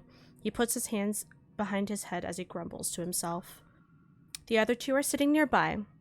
A little boy and a girl wearing a black dress. Where's Mr. Overprotective? Did he check in on his little hunter girl again? Healthy relationships are ideal, but the twisted ones, that's where the drama... Ah! Before he can even finish, his head is made to spin 180 degrees. He finds himself staring into that brooding gaze. What's more frightening is that this person is genuinely smiling at him.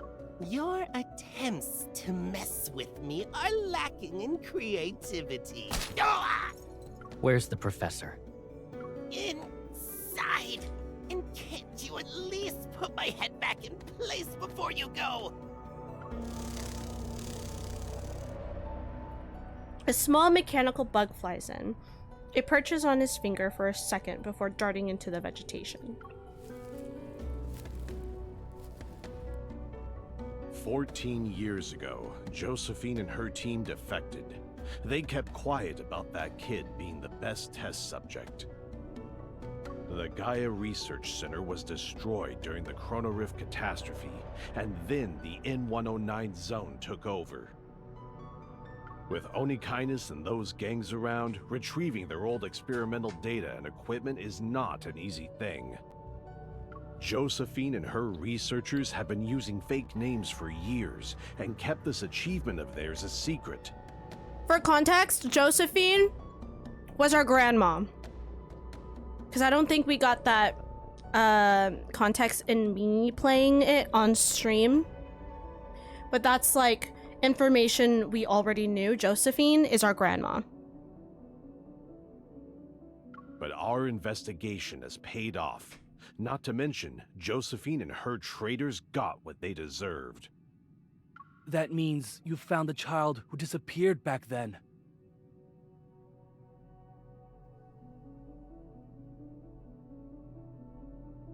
Wait, is that us? From what we've seen and how she's been acting, her powers haven't activated yet.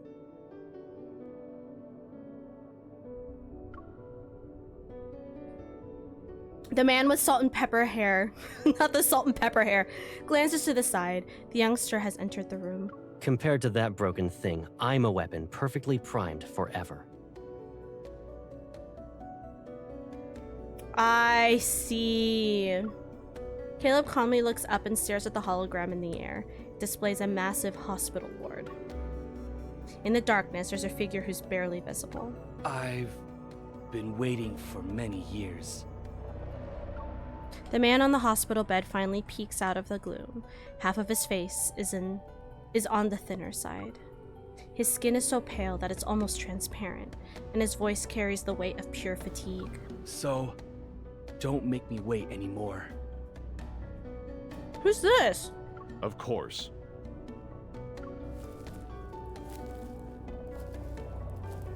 After the man mentions a few key points, Caleb nods and walks into the lush green scenery.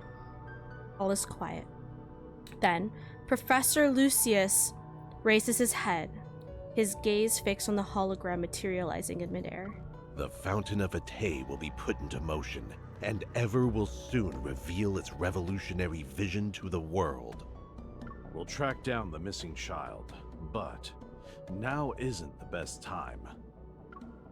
He glances at the figure who has long vanished into the verdant vegetation, his gaze lingering on his right arm. There, hidden beneath the surface, lies the price Caleb paid to be brought back to life. At least it will be before he becomes completely useless. The human body is far too fragile, but by surrendering warmth and sensation, even the simplest modifications can transform flesh and bone into unyielding machinery. Electric currents will course through the neural network, numbing everything, taking control of everything until they completely replace him, turning him into a weapon, perfectly crafted for the task. The old man smiles at the thought, anticipation glinting in his eyes.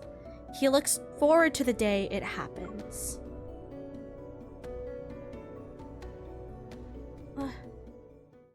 In a forest where shattered stars rest, a crystalline pool appears, as if infused with the wine of life. It's clear yet murky. This text is so hard to read. Young traveler, do not drink from it. Lost lover, do not drink from it. But when flowers wither in their sleep, when winds fall silent, when the vigilant owl closes its eyes, only then can you drink deep of these waters. Let the dead sing, O fountain of Atay, cleanse my time, nourish my flesh, spare me from the loneliness of eternal rest. Spare me from the loneliness of eternal rest.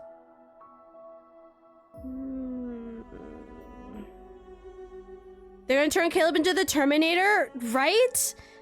Okay. Okay. This is making some more sense now. He's very protective of MC. He's very protective of us. It seems like we are the missing child. We haven't unlocked... We already knew this. We haven't unlocked our Evol to its truest form. We found that out with Silas. Because we can't resonate with him. And we can't... We just can't really resonate in the way that we should be able to. So that's why we're like broken. Wording. Caleb, it seems, even though he is reluctantly working with not the best side of everything, he still wants to protect us. He's still putting us first, even over him, that he is willing to become the weapon that they need instead of them getting their hands on MC.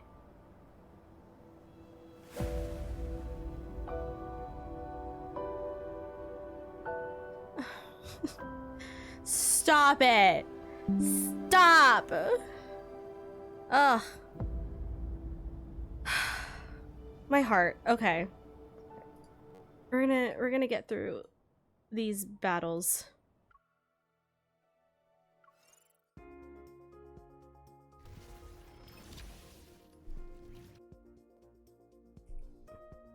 It do be midnight, yes. I'm just gonna finish off this chapter and then I'm calling it. I wasn't sure how long it would take to get through these, but it took longer than I thought.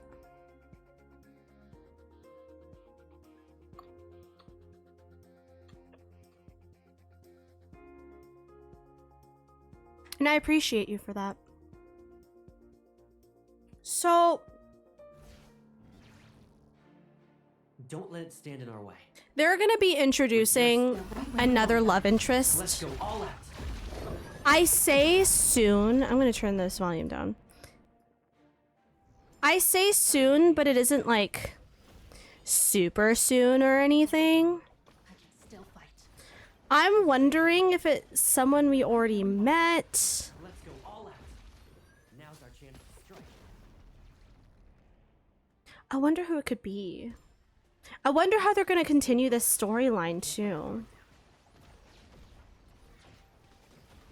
They're right where we want them. Let's go all out. Now's our chance to strike. I do need to go back So, and play what did I do? through Zane's and Raphael's of the previous section. I never got around to it, and I realize I'm missing very specific context from Raphael's in particular. But we'll get there eventually.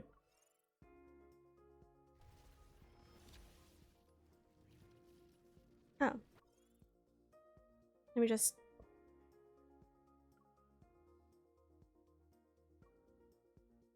There we go. That should be fine.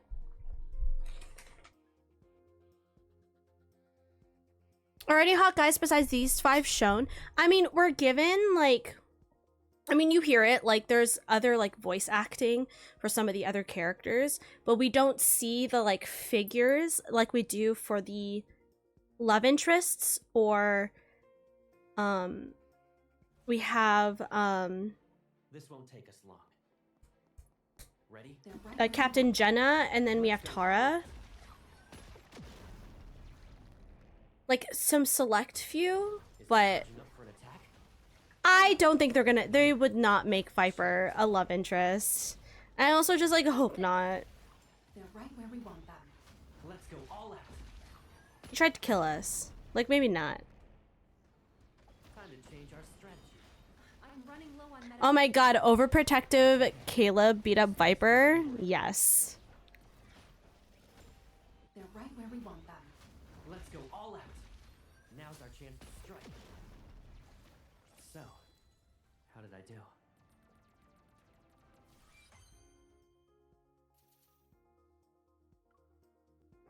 Oh. I wish we had the time. I guess I'll have to play this again soon. Relatively soon. So we can play through the am I good? I'm good.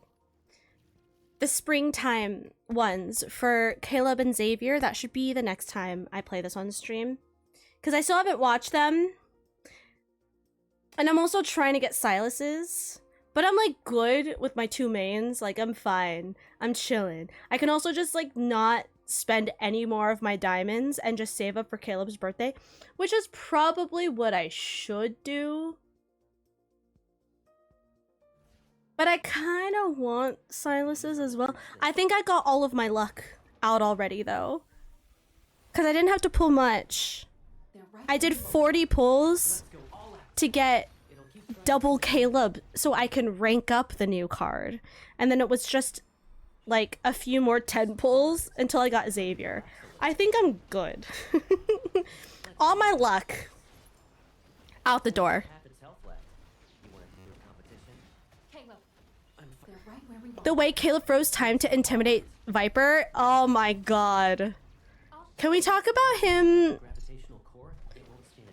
like stopping us from moving our legs when we were, when he was like fixing or tending to our wound? Now we should stick together. Should we talk about that as well? Because we can talk about it. They're right where we want them. Smart. I have not played through the myth. No. I've only seen the, like, when you can do the kindled and see the, like,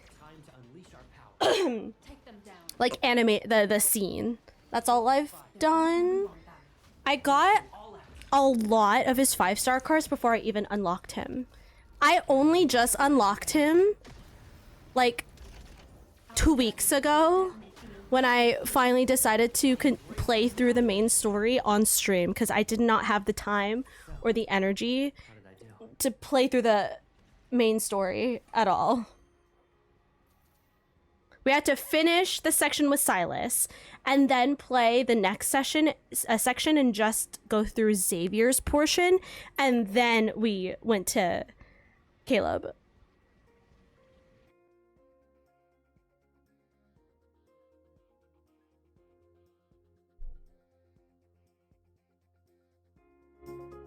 I think it's everything.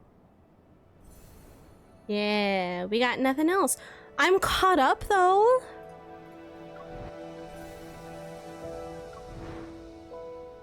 Yeah, these are the only ones I haven't done yet. We just did the Xavier one. Yeah. But look at that! I'm all caught up, other than those.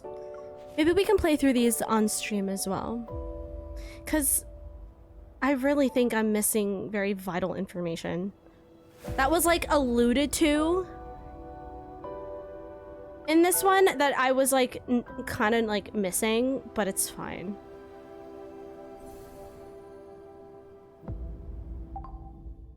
Oh, look at him. Guys, he's sleeping. Wait, that's something we can do though. Hold on. This personal wake-ups. Wait, it's here, isn't it? There it is. Should we change it to Queen? Wasn't that the other one? Change it to Queen. Yeah, sometimes the master things, like, they throw me off. Because I forget about it until he says master, and I'm like, the fuck?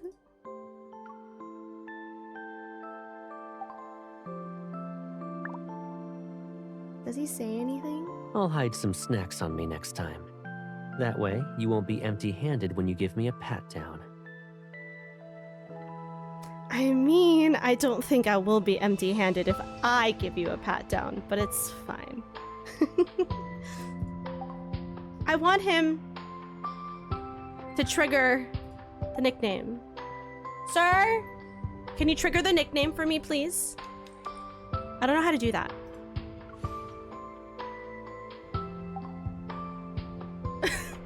Hey, yo! Wait, how do I trigger?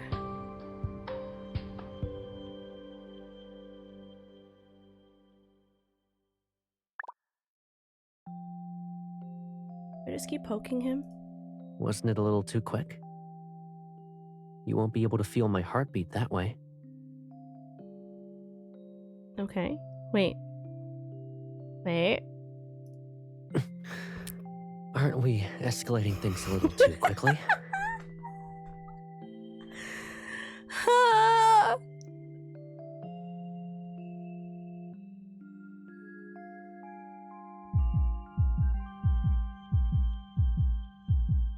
Aw. If I poke him a few times, then his heart beats really fast, and then he has to like, and then it like drops to like 60 all of a sudden. Juvenile, do it again? Bet. That was unexpected. I'm having a time. I'm having such a time. I want him to trigger the new nickname. Ooh, you know what we can do though? We can change his outfit.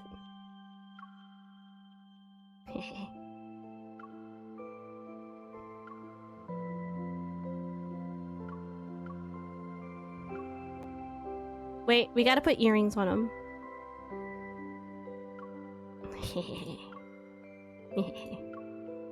This sparks joy.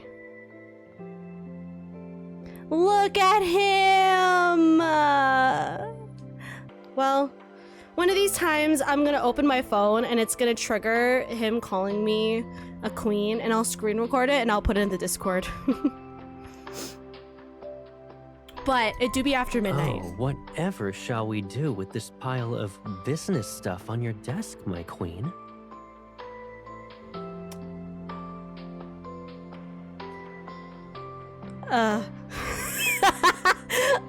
caught me off guard. It's for you, my royal advisor. Royal advisor? Your Majesty, you're quick to appoint someone when avoiding work is involved. Wait, this must be... Yes, it's part of some grand scheme. Could Her Majesty's wish be that I govern the realm, while the Queen governs me?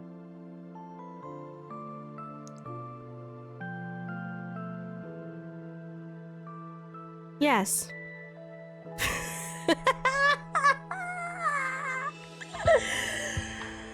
Oh, wow. Sir.